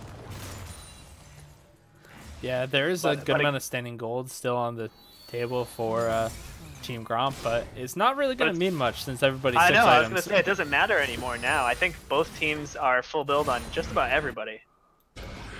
Uh-oh. In fact, I think everybody is full build now. So gold doesn't matter. It's just going to come down to team fighting. Shu trying for a split push, or a little bit of a gank. Yeah, the one ends ult up getting is spotted out. Nice. Cobalt actually has to blow his ult there to escape the inevitable Asclepius damage that was probably going to kill him. So good use of his ult there, I suppose. It's not that long of a cooldown. It's 48 Still looking seconds. for a flank. Oh, That's that true. damage. I'm sorry. I'm never going to get over that. Yeah, I suppose that is the weakness of Asclepius, is that he gets his ass clapped if he gets hit by anything. Good one. I tried. But I think you're right. I guess I have not played AD carry in a while, but I think I'd like to see IE from Caitlyn, right? Yeah, Am I no. crazy? I feel like that IE makes is sense. definitely third item on Caitlyn. Okay, because he doesn't have it yet. Yeah, it's 'Cause I was saying everyone's at full build. Actually, I think it's everybody except Jmu is at full build. and I Oh, guess and Digital Crusader Stardust. can finish up that QSS. Oh, I suppose he could turn it into Mercurial, the auto attack damage. Actually, I'm not sure he should. Should he have that? I'm not sure he should have that. Yeah, I don't think he should have that. I don't think he should be having that QSS, but I guess he's worried about getting caught, even though he has Black Shield. But then again, if two people get caught, then you can Black Shield the other person, and then the QSS yourself once you walk into it. Yeah, maybe he's just being a selfless hero. But maybe Aegis might help at preventing the one-shot potential. Or maybe even a Banshee's Veil. True. Could be nice. Well, right now we're not seeing too much of... I guess this Baron is kind of just riding out the duration. There's not too much time left on it, I think. Yeah, and once again, it's really hard to actually set up any sort of siege against a Caitlyn when you have 5 traps out. Especially around the inhibitor turrets. It's going to be a slow battle of attrition here, as both teams... I think neither team has like super powerful engage, so I think it's going to come down to controlling the vision in this jungle, which I'm seeing a disappointing lack of pink wards here. Like, they're not controlling... They have wards, but there's not many pink wards in here. Orin's going to drop his ult. He hits it onto 3 people, but I mean, nobody's there. Nobody's there to follow that up. Yeah, the follow-up was currently trapped inside of a Vigor cage. Yeah. There's the pink ward from Cobalt, which is going to be immediately cleared. And They want that top turret. It's so low. Jimmy just wants to finish it, and I think he's going to do it right here. On that point, though, everybody's 6 items, right? So they have no spots to actually have any pink wards other than the supports. Yeah, I guess that is actually a good point, is that, you know, Digital Crusader has opted to sacrifice an item slot for the pink wards, which is definitely a good idea. But I actually don't see any on Stardust right now. I think he's maybe trying to get tankier in lieu of pink wards, which is probably a bad idea. Because that means nobody is going to have pink wards in your team. That's bad. Yeah, but luckily he does have that sweeper up. And actually, I don't really approve of Chimichangas having blue trinket instead of a sweeper himself. Another Orno comes out. They're really going hard on this. Stardust actually eats Esclapius. It doesn't go down. Digital Crusader gets blown up again. It wasn't even Esclapius this time. Someone else brought him down. And now Frostbeat's really out of position. He's actually just going to get Malzahar ulted. And also Malzahar kills Caitlyn somehow. Yeah. Shimmy is way out in the front line. I think Shu and Cobalt are trying to finish him off, but honestly, they need to just get out of here. Big Rob drops his Ignite and is just blowing a lot of damage onto them. Cobalt's probably going to burn down here, but he's got his Guardian Angel. I don't think Shu is going to be able to protect him enough here. Yep, and down he goes to the Meteor, Esclapius, and Frost. Ooh! Wrong way, Shu. Wrong way. Oh no, and another kill coming out for Esclapius. This actually might be the game. We are so late that the earliest death timer is 20 seconds on Morgana. I think this is game. And Shu's still dead for 70 seconds. This one is very much over. Yep. So this is looking like a 2-0 to Team Gromp. Should have been the Uter. Yeah, should have been the Uter. Yeah. That's what you get for not respecting the Chimichangas. That was definitely because of Udyr. Alright, so... Wow, that was a very, very close series. Both games were neck and neck. That one, what, 50 minutes within 2K gold lead? Yeah, 54 minutes, and it was close almost the whole time. And holy crap, this damage graph. Shu did a lot of damage. Everyone else's numbers look so tiny because they had to make the graph so large to fit Shu's damage here. So yeah, really good, solid play from him, but not quite. A lot of damage from him, but not quite enough, I guess. Yeah, the Vigor coming out huge too. Yeah, Asclepius had a fucking wonderful performance there on Vigor, blowing up targets, making the catches, kind of breaking the stalemate with his utility items, followed by his Event Horizon. Yeah, and I mean, it kind of happened how we thought, where the Vigor was going to get camped pretty early on, and he did end up going down a couple of times. and Ornn had so much pressure on him early game, but he just got to scale, and it seemed like Ocean just didn't close out the game fast enough, and the Viger damage at the end was just too much. Yeah, I mean, Jmu was basically, in the fights at least, Jmu and Shu were a lot of their damage, and it was really hard for them to get in there when the event horizon was down to stop them. So I think the Viger was kind of the pick of the game there. Definitely. But I also think that Jmu, if you had IE, some of those fights would have went completely differently and would have ended the game a lot sooner. Yeah, because it is interesting, because as we observed, the AD carries were just wailing on people during all of those fights, and yet, you know, top damage coming out from Shu and from Asclepius respectively for their teams. The AD carry is doing about as much damage as the others. So, yeah, I think the IE would have helped, probably. So I think we're gonna bring in Big fucking Rob for an interview. Is there anybody else you want to talk to from Gromp? One at a time is okay.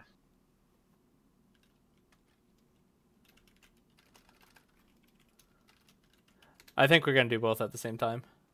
Oh, so we're doing Big Rob and who else? I don't know. I was asking you. Oh, what about Asclepius then? Sure.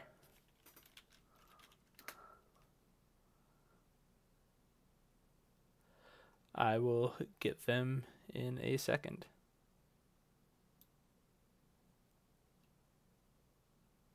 Like a different, yeah, there we go. Is Ass Clap here? Pulling him in right now. Doing one at a time. All right. Oh, hey. Hello. Hi, bye, babe. Hey, what's up? Congratulations on your 2-0 victory. I know, right? It's First been week. 2 seasons. 2-0. It's been a long time, boys. It's been a very long time. Well, you both had a excellent performance in that second game, with that Viger getting absolutely freaking terrifying at the end. Yeah. Like, you were so blowing fun. people up, and it was You really gotta fun to love watch. like 50-minute games of Vigar or like Gnosis where they just gotta keep stacking shit, you know? Yeah, at the end, Morgana was so scared of me. She didn't want to walk up at all. Yeah, she ended up Good having to times. build a QSS. Yeah, I think you blew up Morgana more than anybody else in that game. Like, I Yeah. bet more than half of her deaths are just one shots from you. She kept trying to step up and like hit a Yeah. bind, and Yeah. then she got punished like every fucking time. Yeah. Is And- the Viger something that you practice or like plan for, or was it kind of just a comfort pick that you Oh. decided to throw in there? Or So what's going on right now is I'm the sub, so I'm filling in for top lane, but I'm pretty much like a mid laner, and I really only play a lot of mid lane. So that's why you ended up seeing them ban out my Karma and the Lulu, because like I know I can't play traditional mages top because they just are too mana hungry and they can't sustain that well. But support mages do a lot better because they aren't really mana hungry. And since they banned out my Karma and Lulu top, the only thing left for me was Vhagar, because he Oh. scales infinitely. maybe they should have left you that Karma, huh? Yeah, Oh yeah. big mistake. They even got our support all salty because they banned. Like, Yeah, what they- was the first ban? Janna? She was like, yeah, I'm going to be playing Janna. Then they banned it. And then she was like, Oh, all right, I yeah. want to play something with a heal into Morg. I'll play Sona. And then they banned it. And we are just like, fuck. Too good. Yeah, Yeah. Like, that was a wild game because, like, they were, like, totally camping him top. And then they just, like, started letting him do his thing. And then that's, like, when it started going downhill for them. yeah. Yeah, because the early game did actually look a bit rough. The Ornn Oh, was, yeah. was a tough Yeah. matchup. Like, our comms was constantly like, fuck, dude, 3 top again. Like, Well, It's you're so able to pull off frustrating. that. I guess when it goes to 54 minutes, that starts Yeah. to matter a little bit less, right? Yeah. oh, yeah. And Yeah, once everyone's on 6 items and Gromp's on even playing ground, hey, man, anything's possible. Yeah. Chimmy Alright, said so- all week we were going to pull this win out. Shout out to Chimmy for being super fucking positive. Yeah, and also he got the Udyr. He did it. Yeah, He dude. got the Yeah, he Udyr. did It was it. unleashed. It was a rare When they occurrence. banned Amumu, you should have been in comms, dude. That was the happiest moment. And he did well too. I mean, things got a little rough after level 1, but that Right, early yeah. invade onto Olaf was fantastic. Like, I'm Oh, pretty yeah. sure there was a point in the game where, like, we were all like, fuck, this Vigar thing isn't working top. And then it started working, and he started like one-shotting like anyone that stood in front of him. Yeah, And we're just like, this is what we waited for. that's the thing. Glacial Augment on like any high burst mid laner is so good on all these mages. I don't even know what it does, man.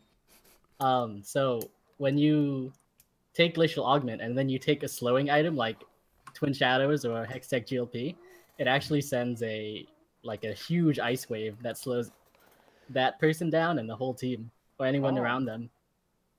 So it's pretty much a free catch.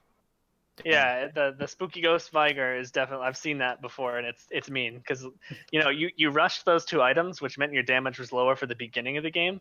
But as soon as you were then able to build the Void Staff and the Rabadons, that's when we saw you start one-shotting Morgana and such. So Rob, I gotta ask, what was the mindset behind switching to mid lane instead of going top lane? It wasn't my choice, actually. The person, Astro or Kato, whatever her name is, she switches like every week. She was concerned because like she kept saying that she didn't want to play mid anymore because her like champ pool kept getting banned out. So she was like, I'll go top, and then maybe they won't ban me. And I was like, all right, I can play mid. Like I have an overall like, let's say, plat level on all lanes. So I was like, I can do that. And it just like, then this week she was like, she was gonna go scrim with another team or something, or another tourney, and I was like, fuck. And I asked Clap, it was like, dude, can you sub? And he's like, yeah, I can be on. I was like begging the admins. I was like, can he go mid and I go top, please? Is it too late? And they're like, nah. But it worked out, Yeah, it did. Nice job, both of you. Like going forward, like not to scare anyone, but we might have the roster switch up a little bit and make Ass Clap the main going forward. We'll see. Because like the performance was really well, and like what happened today was like unfortunate. Like she's playing on 2 teams, so it's like, I don't know. I guess I can make her the sub at this point because I don't want this thing to happen again where like I lock in mid and it's like he's a mid main, so why would I go mid when I could play top? So yeah, that's definitely fair.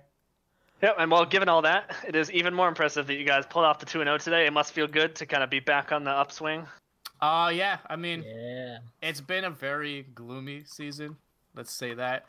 And today was probably the most positive I've seen everyone on the team. It's just like, it feels so much better than like ending the game and be like, fuck, dude, we do this again next week. Like, yeah, I felt now like it's like, dude, we're getting in the playoffs. We can all feel it. We're going to ride this wave to finals. I'm calling it right now. We'll see you there then. Yeah, we're gonna see Infernal in the finals. I'm calling it, dude. Oh, calling out Infernal. Well, looking forward to it, and best of luck as you hopefully continue your winning streak forward. Oh, I hope so. Thanks, guys. Thank you. All right. So good game out there. I think that wraps up us for pretty much the end of the day. Once again, thank you, Gulen, for joining me on this cast. I had a lot of fun. Hope you did as well. I sure did. It was some seriously awesome games. All right. Well, that's it for us, folks. Remember to like, subscribe to the Rekt League. Find us on YouTube, Twitter, any other social platform there is out there. And remember to eat those Fig Newtons. Good night. Yep. Eat Fig Newtons. Good night, ladies and gentlemen.